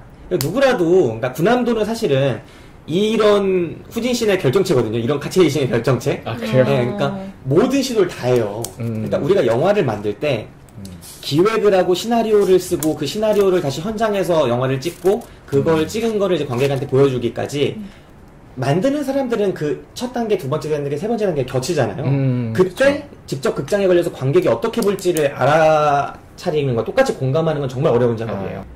제가 어제 그 소모임에서도 이건 나왔던 말이지만 네. 공포물이나 스릴러나 멜로 같은 것들은 차라리 쉬워요. 네, 하지만 코미디 같은 것들은 정말 어렵거든요. 웃음의 포인트를 잡기가 네. 어려운 거죠. 근데 사실은 그 스릴러조차도 실패할 때가 많다는 거죠. 네. 이 단계와 단계 사이에 그 격차나 차원이 다른 게 있기 때문에. 근데 군함도는 유승환 감독이 이제 감을 잃었구나라고 느낄 정도로 모든 면에서 실패하고 있는 영화인데, 그런데 이번 영화에서는 그것들이 상당히 높은 순도로 성공하고 있는데 카체이싱이란 몇몇 장면에서만 저는 좀 과했다고 느껴지거든요. 그런 걸 봤을 때 이 영화는 감이 있었던 영화다. 그리고 모든 면에서 그걸 지켜내기는 어려웠을 것이다. 그래서 일종의 오게티 정도로 저는 생각을 해봅니다. 옹호를 해봅니다. 네, 알겠습니다. 네. 저는 이 영화가 또 통속적이었다고 보는 것 중에 하나가 우리가 한 사람의 일생을 보여줄 때 소품으로 가장 통속적인 코드로 쓸 수 있는 게 신발이에요. 이 극이라는 게 영상극이라는 게 처음 발달했을 때부터 1930년대, 40년대, 50년대를 거치면서 신발은 영화에서 수도 없이 많이 쓰였죠. 이 영화가 신발을 그런 코드로 쓰더라고요. 두 번에 걸쳐서. 딸의 신발. 이 고작 11살 된 이 아이가 저렇게 해진 신발을 신고 있고 뒤가 꺾여 있고 근데 아빠한테 말을 하지 않고 작은 신발을 계속 신고 다녔다는 것. 그것이 보여주는 이 송강호 집안의 코드들. 그 아이 11살짜리 아이의 그 코드 같은 걸 보여주는 거고 인생을 보여주는 거고 나중에 류준열 씨의 이제 시체가 되어 있는 맞네. 류준열 씨의 신발이 한 켤레가 딱 벗겨져 있는데 그것도 이제 보여지잖아요. 그 신발의 느낌이라는 게 그걸 이제 송강호 씨가 신겨주죠. 벗겨진 신발을. 그러니까 그런 장면들이 이 영화가 상당히 통속적인 코드를 되게 강렬하게 쓰고 있다, 잘 쓰고 있다라는 것들을 느끼게 했어요 저한테. 네. 그리고 저는 이 영화에서 좋았던 게 유머가 상당히 잘 산다는 느낌을 받았어요. 네. 역시 흔한 스타일의 유머지만 예를 들자면 다르다. 네.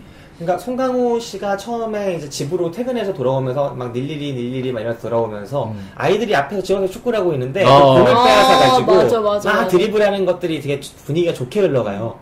그런데 공을 딱 멈추더니 이제 자기 집까지 와가지고는 공을 멀리 뻥 하고 차죠. 그러니까 예상을 깨는 그런 유머가 되게 웃기고 그 다음에 송강호가 처음 택시를 이제 그 계약을 따낼 때 식당에서 밥을 먹는데 저쪽에서 어떤 호구 잡았다고 100만원짜리 막 광주까지 가면 100만원 준다고 했다고 10만원 준다고 했다고 그 얘기를 그 친구랑 송강호가 밥을 먹다 듣잖아요.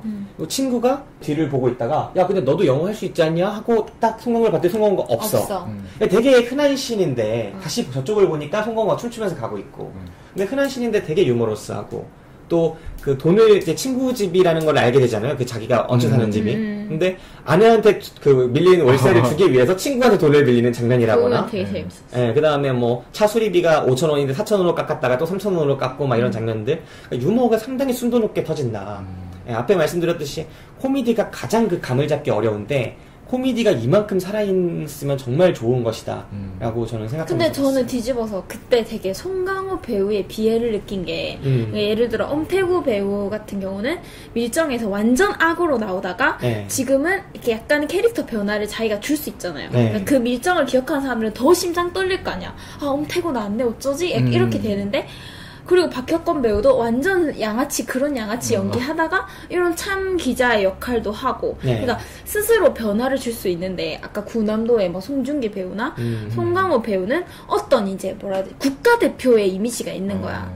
내가 어떤 이런 좋은 영화를 만드는데 내가 이 배우가 돼서 송강호의 힘으로 그 흥행을 시키면 우리나라 역사 인식을 좀 많이 바꿀 수 있잖아요. 그러니까 그런 이제 책임감 왜 송강호 배우라고 악역 안 하고 싶고 다양하게 변주되는 캐릭터를 안 하고 싶겠어요. 근데 그런 책임감 때문에 이런 선택을 계속하는 게 아닌가. 뭐 변호인이나 택시 운전사 그런 되게 그런 무게감이 느껴져서 되게 어떤 면에 슬프기도 했어요. 그래서 제가 아까 MB를 해야 된다고 말씀드린 겁니다. MB 추천합니다. MB 추천합니다. MB를 연기하는 것도 역사에 기여할 수 있는 거죠. MB도 얼마나 소시민입니까? 어렸을 때만 하더라도. 아 그러네요. MB의 성장 과정 고대에서 시위할 때 이런 거 나오고. 근데 저는 좀 다르게 보는 게 영화나 모든 이야기는 갈등의 예술이라고 하잖아요. 어떤 갈등이 있어야 이야기가 전개되는 건데 송강호는 그런 다른 배우, 주변 배우들보다도 훨씬 더 중심적인 캐릭터고 자기가 그걸 맡을 수 있는 캐릭터라고 생각해요. 그래서 아까 그 어떤 변화가 없는 그런 부분 잠깐 말씀해 주셨는데 변주랄까요? 저는 송강호가 변화하는 캐릭터라고 봤어요. 그러니까 변화하는데 맨날 그 소시민에서 각성해서 참 그 정의인이 되는 요게 변화되지 않고 요 플롯이 계속 가잖아요. 근데 저는 그게 간다고 해도 그 캐릭터 자체에게 있어서는 그거는 상당히 수준 높은 연기라고 보고. 아유 그럼요. 그 연기는 참. 영화 속에서 여백이 상당히 많이 주어지거든요. 그러니까 그 국수 먹는 장면이라거나 그 다음에 뭐 한국영화에서 뻔한 역시 통속적인 거죠. 먹을 거 먹으면서 막 그렇게 붕어밥 보고 막 오열할 뻔한 소그름을 우는 그런 장면이라거나 이 영화에서 택시 안에서 또 노래를 막 부르는 장면, 갈등하는 장면 얼마나 많습니까? 그런 갈등들을 되게 잘 소화하는 믿음직한 배우라는 느낌이 있었고 그게 이미지의 소모라거나 그런 느낌은 상대적으로 적었어요. 어떤 이미지를 연기하는 게 아니라 그러니까 어떤 이미지를 연기하는 게 아니라 이 송강호라는 인물은 하나의 인물을 연기하고 인물 전체의 변화를 연기하고 있기 때문에 저는 이게 송강호 배우에게 있어서 전혀 제약이 된다고 느끼지 않고 그리고 아까 군함도와 이 영화를 또 비교할 수밖에 없는 게 박혁권 배우 아까 말씀해 주신 것처럼 이미지 변신이 됐죠. 엄태구 배우도 그렇죠. 그러니까 이 영화는 적어도 통속적인 영화지만 각 캐릭터에게 변주를 계속 한다는 거예요. 변화를 준다는 거죠. 그런데 군함도를 보면 우리가 송중기에게 갖고 있는 이미지, 잘생기고 광고 배우 같은 이미지, 송중기 나오는 씬만 톤이 달라. 영화 그 광고 씬 같아요. 되게 멋있어 송중기. 조명도 다른 것 같아. 이경영 씨가 나오거든요. 이경영 씨 그 이경영이야. 착한 줄 알았는데 나쁜 놈이고 음모가 있고 배신하고 그래요. 템포가 달라. 똑같네. 그 다음에 또 누가 김수환 그 어린 배우 있잖아요. 부산행에 나왔던 그 아이 좋은 아버지 있고 아버지가 이제 지켜주려고 하고 막 그런 이미지 소모가 되게 심해요. 소지섭 되게 어깨 깡패고 뭔가 되게 나쁘고 나쁜 남자 거친 남자 같지만 그 속에 뭔가 착한 무언가가 있어서 친데레 같은 모습을 보여줘요. 이정현 씨 되게 강단 있는 여성상. 명랑해서 막 치마 흔들던 그런 여성상이 이 속에서도 보여진다는 거죠.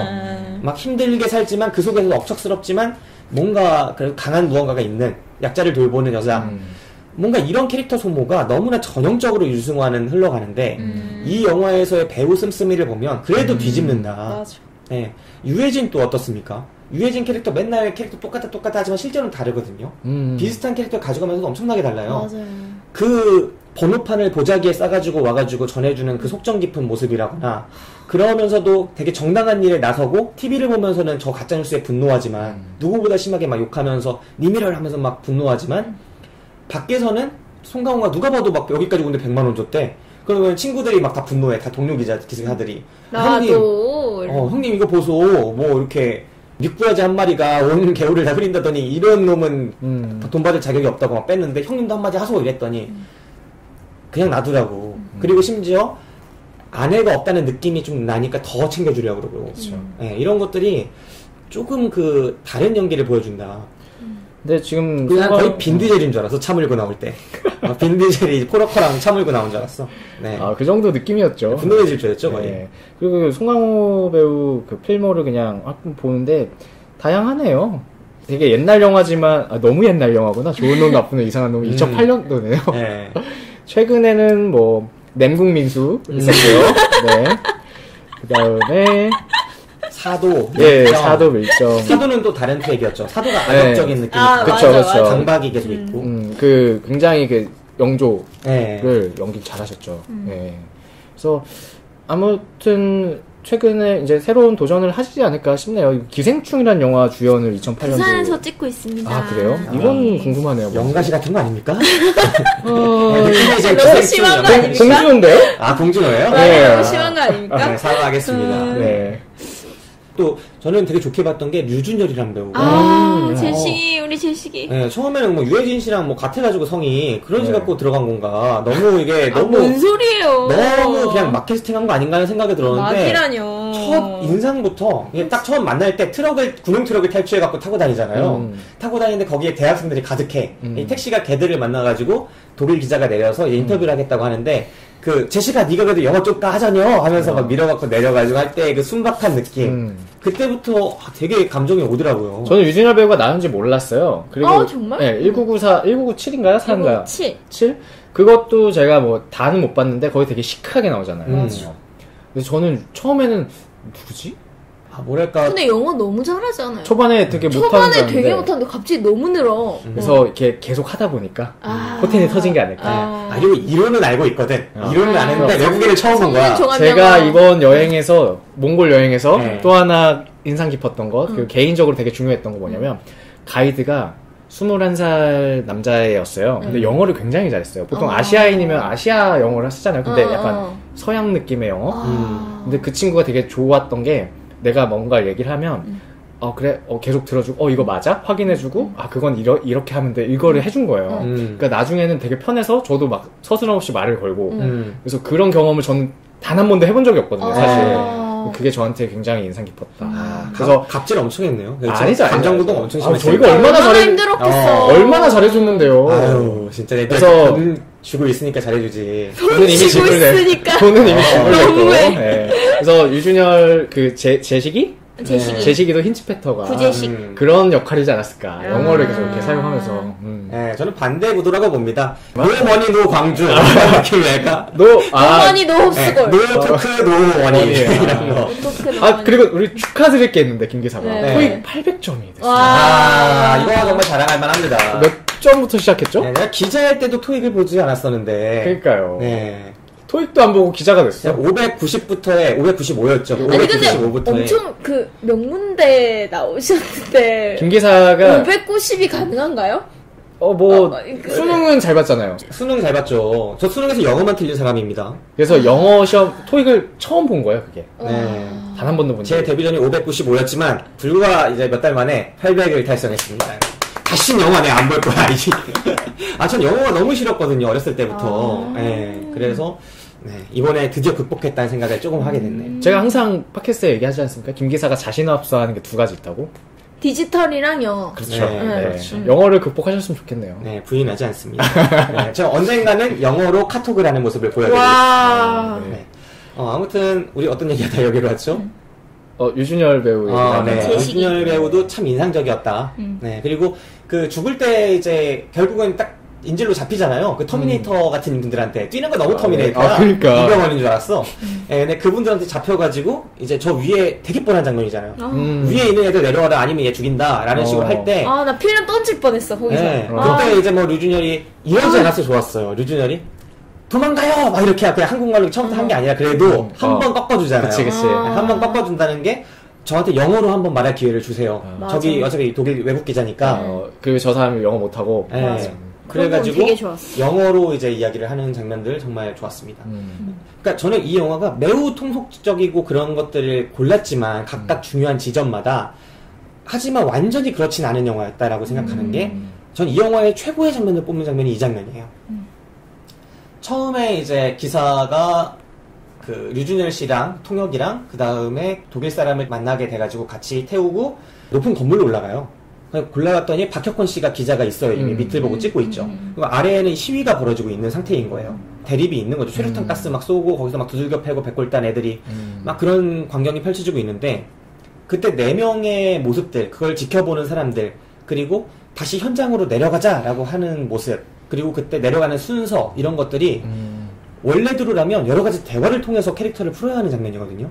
그러니까 원래대로라면 막 대화하면서 류준열 씨가 아니 광주가 지금 어떤 상황인지 아냐고, 쟤들이 우리한테 왜 저러는지 아냐고, 당신 아무것도 모르는데 막 이렇게 막 토론을 할 장면들이 있어야 되고, 독일 기자도 이거를 통역을 통해서 막 이렇게 얘기를 하면서 너는 지금 아무것도 모르지, 여기는 지금 군부 독재 막 이런 것들이 있어, 이런 게 나올 법도 해요. 근데 그런 거 앞에 하나도 없이 그냥 그 장면을 딱 보여주고 송강호가 이상하다라고 느끼게끔 처음에는 당연히 그렇게 생각하잖아요. 니들이 공부 안 하고 시위만 하니까, 나라에 하지 말라는 거 하니까 나라에서 저러는 거 아니여? 저 사람들 다 이제 나라 잘 살게 경제 성장률 높게 하고 있는 건데 라고 했던 사람이 광주에 처음 입성하고 나니까 이상하거든. 갑자기 그냥 평범한 사람들도 막 머리가 깨져서 막 병원으로 실려오고 주변 봤더니 막 다 부서져 있고 가정집에 총질하고 네, 그런 게 너무 이상하거든. 그러던 차에 거기에 올라가서 처음으로 백골당이들이 때리는 걸 보고 좀 당황해요. 많이 당황하죠. 그때 내려가자라고 하면서 기자들이 내려가죠. 네, 그리고 류준열 씨 위험하니까 내려가지 마 하는데 류준열 씨도 내려가죠. 그러니까 그럼 이 사람은 안 내려가잖아라고 했던 그 박혁권 씨도 내려가죠. 그러니까 자기가 가장 마지막에 있는 사람이 되는 이 포지션을 보였다고 생각해요. 이 영화의 처음에 이 사람들이 어떤 사람들이냐, 내려가는 순서, 그 옳다고 믿는 거에 다가서는 순서가 어떠냐, 송강호는 어떤 위치에 있는 사람이냐라는 걸 말 별로 없고 대화 별로 없이도 설명해주는 장면이었다. 전 그 장면이 통속적인 영화에서 통속적이지 않은 장면이었다. 그래서 장훈 감독이 영화를 찍을 때 어쩔 수 없이 통속적인 거를 선택을 하더라도 그래도 영화를 완전히 통속적으로 놓아두지 않는 그런 장면들을 넣고 싶었고 그런 장면이 이런 장면이지 않았을까라고 생각하는 진짜 멋있는 장면이었다고 생각합니다.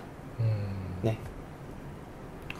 그리고 그 장면도 좋지 않았어요? 처음 광장으로 들어갈 때 차를 타고 광장으로 들어가서 주먹밥 받고 하는데 유준열이 뭐 비키라고 하면서 네. 기자님 오셨다 이렇게 얘기하면서 그러니까 되게 뻔한 장면일 수 있는데 어떻게 보면 뭐 나중에 이제 광화문으로 가주세요라고 하는 엔딩씬의 그런 장면하고 맞물려서 맞아. 이거 조금 더 하면 이거 촛불 집회도 나오겠는데 막 이런 생각이 들 정도로 뻔한 느낌이 날 수도 있는데 그 뻔한 느낌이 없이 되게 따뜻하게 그려지더라고요. 맞아요. 네, 군함도 보면 촛불 올리거든요, 송중기가. 아 그래요? 그러면 주변 사람들이 다 촛불 올려요. 말도 안 돼.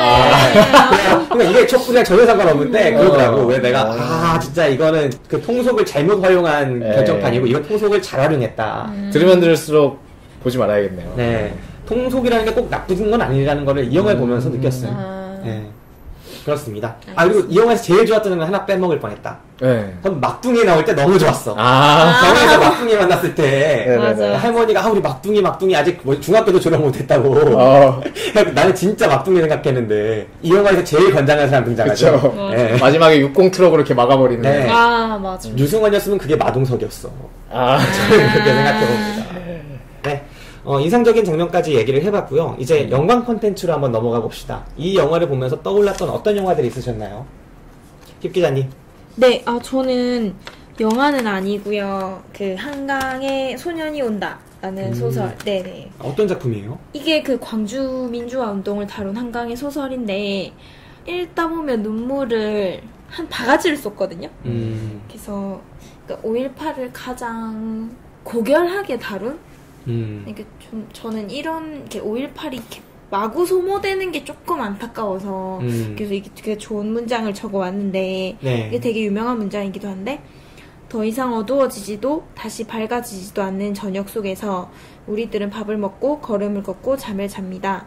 당신이 죽은 뒤 장례를 치르지 못해 내 삶이 장례식이 되었습니다. 네, 이런 문장인데 네.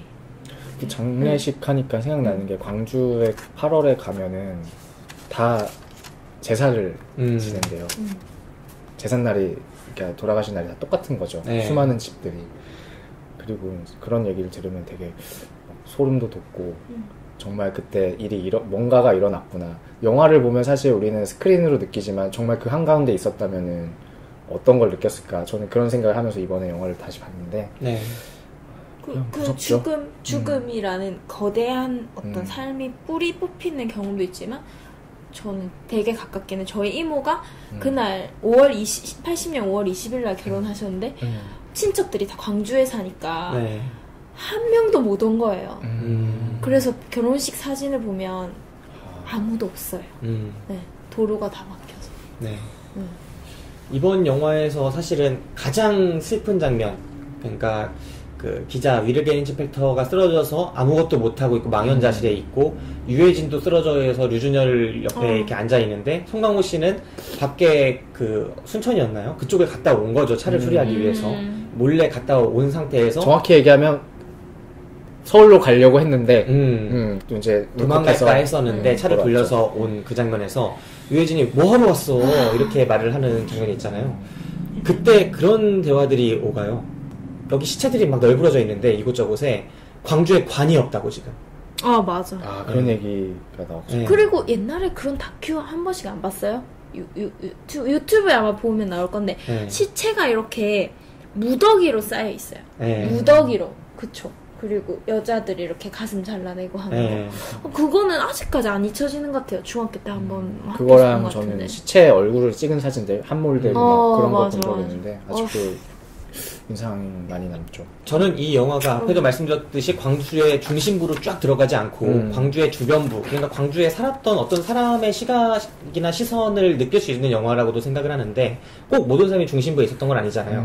그리고 모든 사람이 광주에서 가장 잔인한 순간에 놓였던 것도 아니고 이 영화 속에서 그 광주의 주변부를 맴돌아도 그 정도의 느낌을 받을 수 있다는 게 되게 충격적이었어요. 그 관이 더 이상 없다. 그래서 관을 짜러 갔다, 사람들이 만들러 갔다, 막 이런 것들이 곳곳에 시체가 널려 있고 되게 아프게 다가오는 부분들이 분명히 있었던 거라고 생각합니다.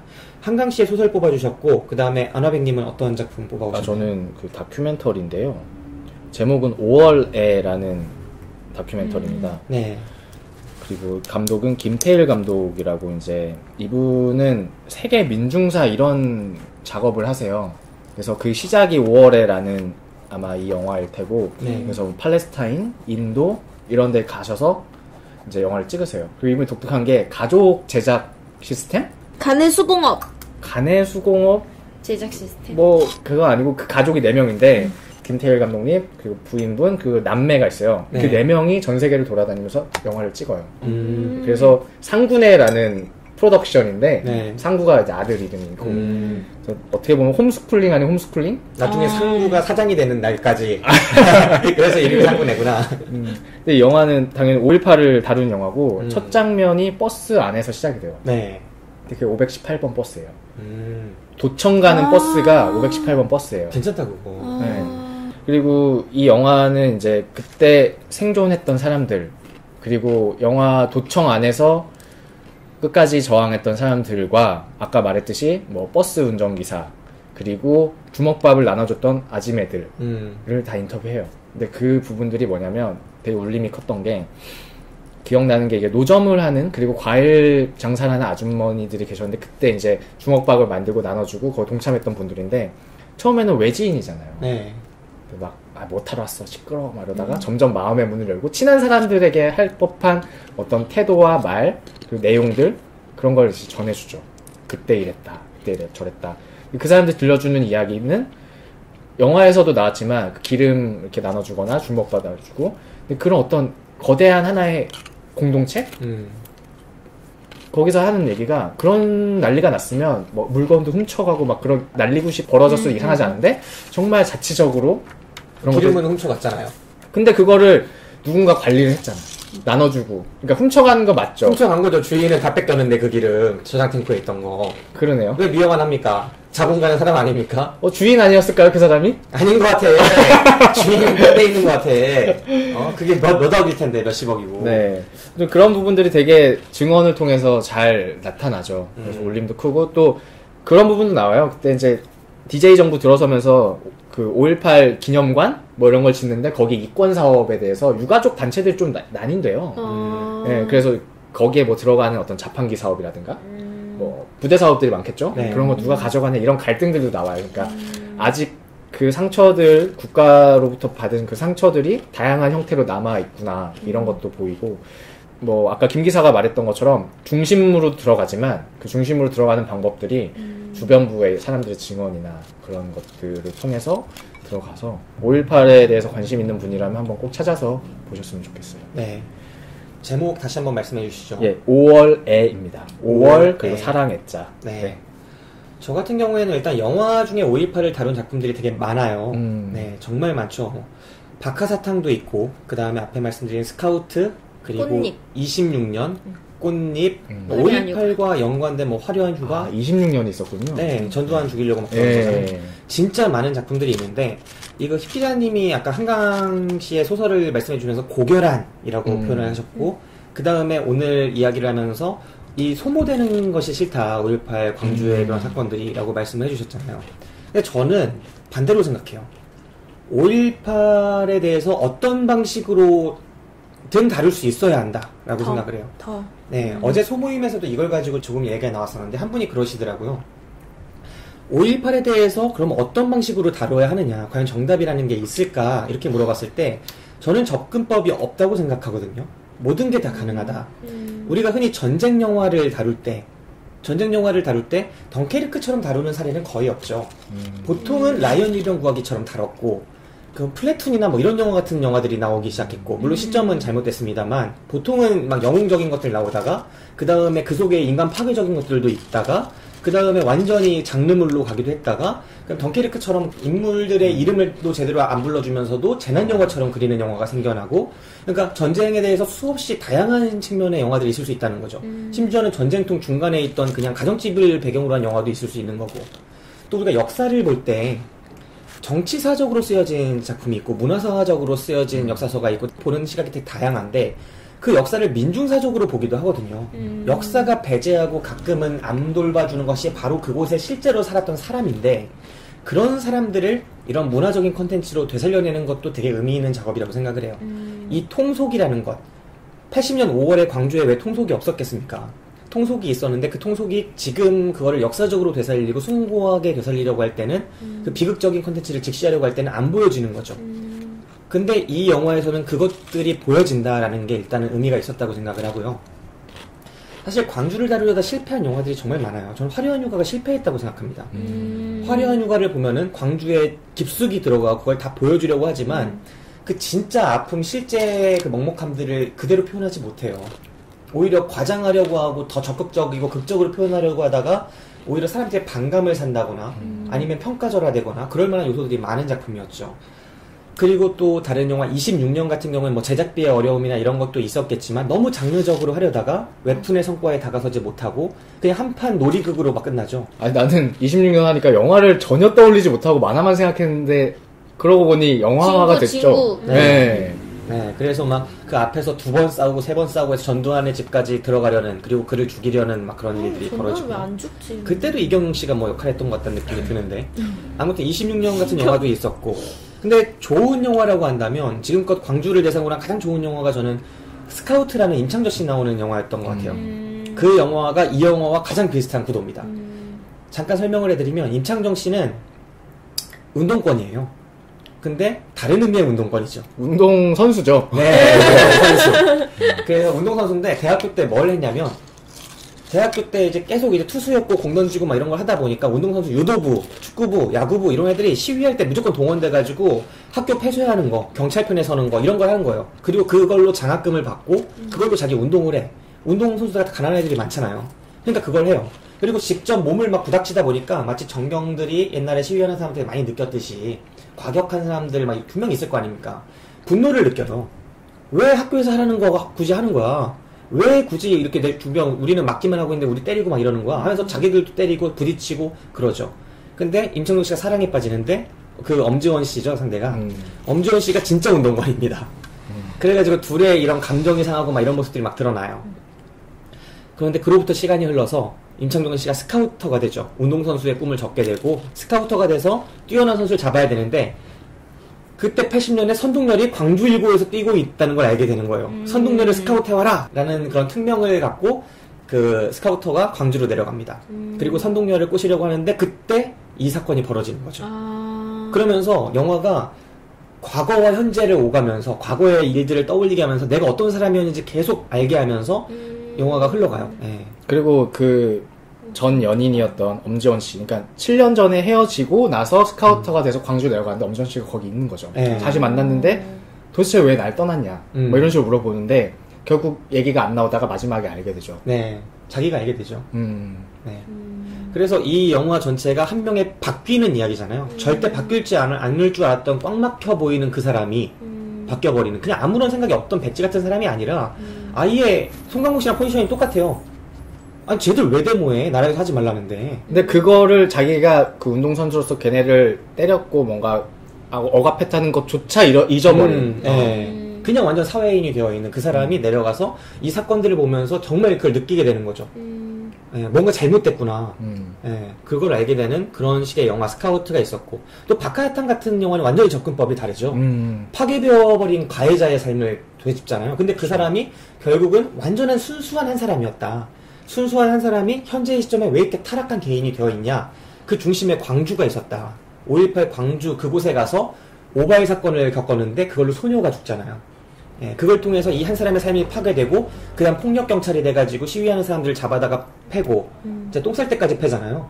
그 사람을 나중에 만나서 그때 왜 그랬는 막 그런 이야기들 막 나중에 고깃집에서 나오기도 하고 막 정말 아픈 드라마예요. 개인의 삶이 파괴되어가는 과정이. 근데 이런 식의 것들이 작품으로 보자면 과연 더 고결하다고도 볼 수 있겠죠. 그 이창동 감독의 작품이.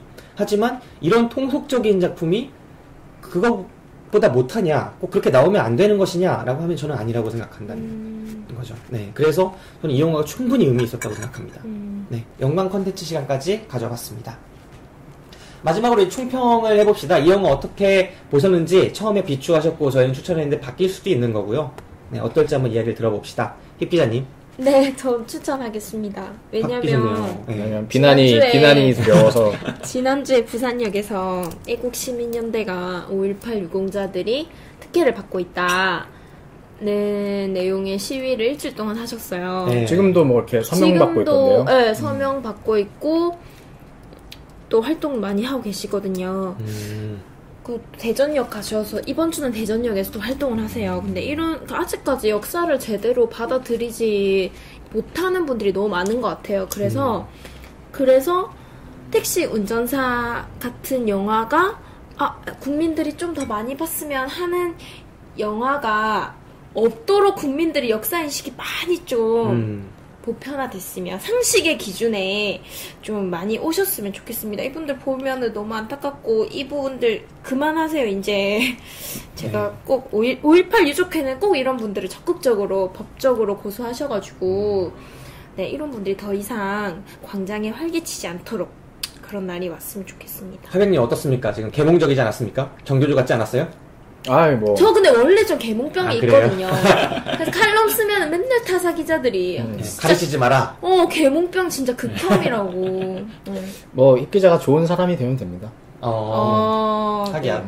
저는 엄청난 계몽주의자인 볼테르가 저의 우상 중에 한 명이었거든요. 뭐 엄청난 계몽주의자인 저는 이렇게 나올 줄 알았는데 아니에요. 저는 한번 쿠션을 주시네요.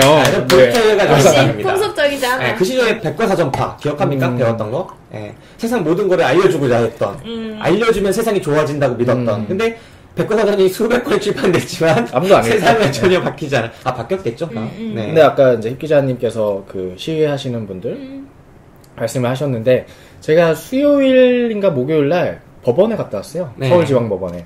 거기 이제 지인을 만나러. 거기 이제 박근혜 재판이 거기서 일어나죠. 삼성 뭐 이래가지고.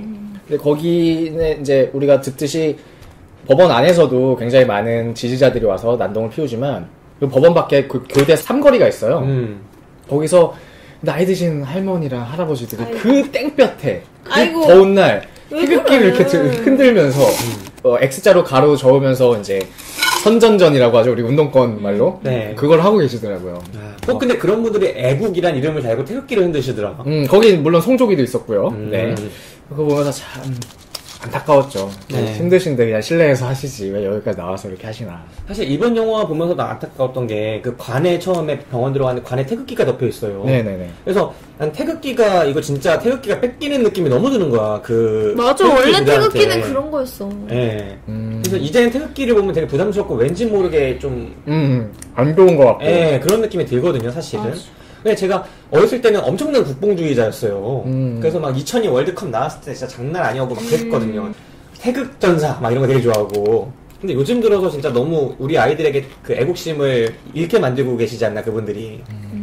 그런 생각이 듭니다. 자, 아나백님은 어떠세요? 바꾸셨나요? 저는 계속 유지 추천하고요. 뭐 저도 이 기자님과 마찬가지로 많은 분들이 봤으면 좋겠고 또 우리 뭐 일베 얘기하면서 뭐 한 요즘에도 그렇고 예전에 논란이 됐던 뭐 북한군 개입설 뭐 이런 것도 계속 이렇게 어딘가에서는 주창이 되고 있는 것 같은데 그런 부분들도 좀 많이 인식이 바뀌었으면 좋겠고 이 영화 좀 흥행이 잘 돼서 물론 그런 반발도 있겠죠. 하지만 그만큼 이게 보편 상식이 이게 당연히 상식이라고 생각해야 되는데 그게 아니니까 안타깝고 이 영화 더 잘 됐으면 좋겠고 그리고 영화관을 갔는데 거의 다 찼거든요. 제가 그 신림역 롯데시네마에서 갔는데 나이 드신 분이 꽤 많더라고요. 저도요. 저도 수요일 오후에 봤는데 중장년층 관객이 진짜 많았어요. 그래서 물론 그게 더 흥행에도 물론 영향이 있겠죠. 근데 그분들이 5.18에 대해서 어떤 생각을 가지고 있는지 잘 모르겠어, 솔직히.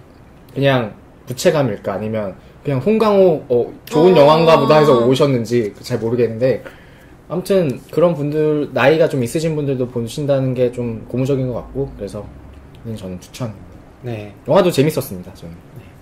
저도 추천입니다. 사실 역사가 끝나지 않았잖아요. 이 영화에서 좀 이색적이고 낯설고 충격적으로 다가오는 거는 앞에 차를 고치러 정말 서울을 갈 수 있었던 그 갈림길이 있었던 순천으로 가서 카센터에 차를 맡기고 딸의 구두를 사고 그 다음에 국수를 먹으러 들어갔다가 그곳 풍경들을 둘러볼 때 되게 이색적이고 충격적이거든요. 광주에서 봤던 풍경들을 상상할 수도 없는 너무나 평화로운 그곳. 넘어오자마자 개천에서 아이들이 물놀이를 하고 있고 네. 바로 옆 동네인데 밥 깔고 있고 네. 바로 옆 동네인데 정말 상상할 수 없는 그런 풍경들. 그리고 나서 한참의 시간이 흐르죠. 광주가 우리 역사에서 처음 전면에 제대로 언급이 된 게 김영삼 대통령 말기잖아요. 네, 처음 연설에서 광주를 인정하신 대단한 업적이라고 생각합니다. 저는 그 김영삼 대통령에 대해서. 그때였고 그 다음 김대중 대통령과 노무현 대통령이 있었지만 그 이후로 다시 임을 위한 행진곡을 못 부르게 만드는 시기가 있었어요. 아직도 그 논란이 있었고 그 논란일 수 있게 만든 우리의 사회에 힘이 있었던 거죠. 많은 국민들이 여기서 저는 자유로울 수 없다고 생각해요. 많은 시민들이.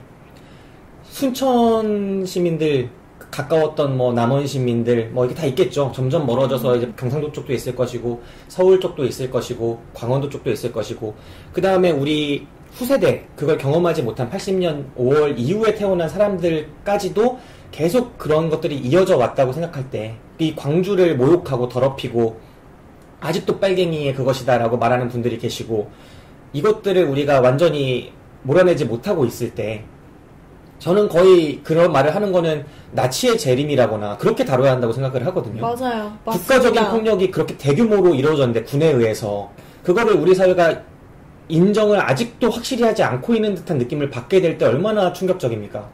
그런 것들이 그 사람들을 좀 더 소외하게 만들고 소수자로 만들고 그렇게 몰아가는 것 같아요. 그러니까 이런 것들이 정치 현상의 왜곡 같은 것도 빚어내고 있다고 생각을 하기 때문에 저는 이런 것들에 대해서 모두가 책임이 어느 정도 있다고 생각해요. 근데 그 책임이라는 게 부정적으로 작용을 해서 부채감이 되고 부채감이 오히려 정치에 대해 혹은 광주 사태에 대해 생각하고 싶지 않게 만드는 요인이 되고 있는 것도 사실이라서 되게 복잡한 심정이지만 다행히 정권은 바뀌었고 서서히 좋아지겠죠. 임을 위한 행진곡 같은 것들이 정권이 바뀌고 가장 먼저 회복된 것이었잖아요. 직접 대통령 지시에 의해서. 그래서 저는 그 장면이 진짜 크게 와닿았던 거예요. 바로 옆 도시인데도 광주를 전혀 몰랐을 때 과연 이 광주 사태가 풀렸을 때 그들은 어떤 걸 느꼈을까? 그곳 사람들이 그렇게 처음에 국수 먹는 집에서 그렇게 말하잖아요. 그럴 리가 있겠어요? 국수집 아줌마가 정말 아무나 군인들이 때려잡고 있대. 병원 가고 있대. 얼마 전에 본 사람이 있대. 이렇게 말을 했는데 그럴 리가 있겠어요?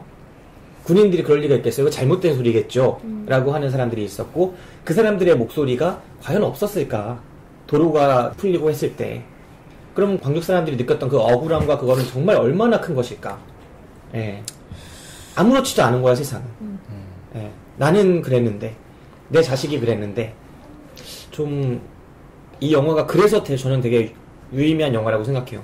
커다란 부담을 주지 않으면서도 모두가 변할 수 있다는 거를 주인공 캐릭터를 통해서 보여줬다라고 생각을 하고 개인적으로는 그런 성장 영화에 되게 늘 취향 저격을 당하기 때문에 라이언킹 이후로 네, 시네마 천국과 그렇기 때문에 저는 정말 좋게 봤습니다. 네, 추천드립니다. 자, 오늘 영화 이야기 거의 1시간 반 이 정도 했네요. 네, 오늘 영화 이야기 여기서 마치도록 하겠습니다. 지금 나와주신 힙기자님 그리고 아나백님. 힙기사 괜찮네요. 아나백님 네. 감사드리고요. 저는 지금까지 김기사 예, 아나백 힙기자였습니다. 네, 블랙리스트와 함께 오늘을 즐거워합시다.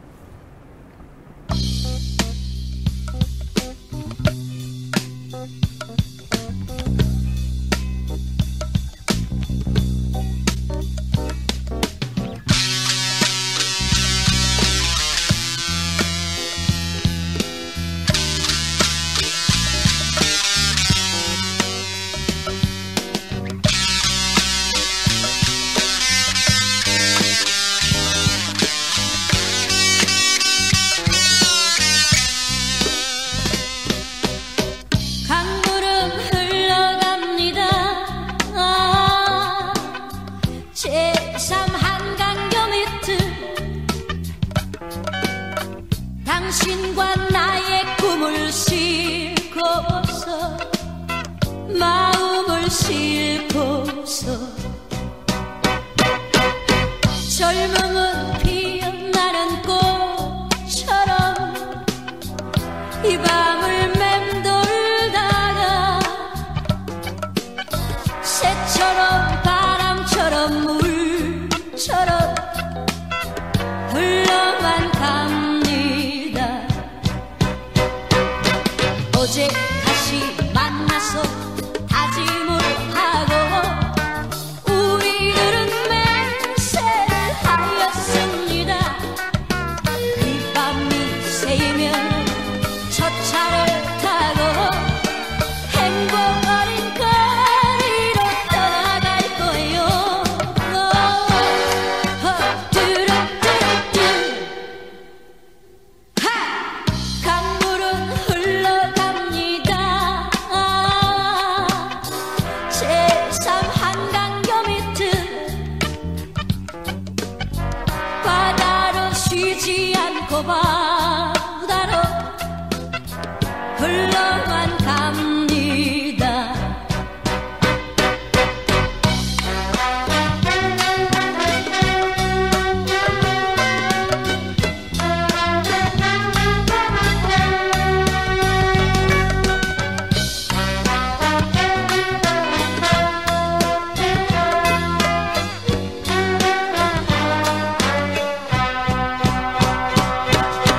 어제 다시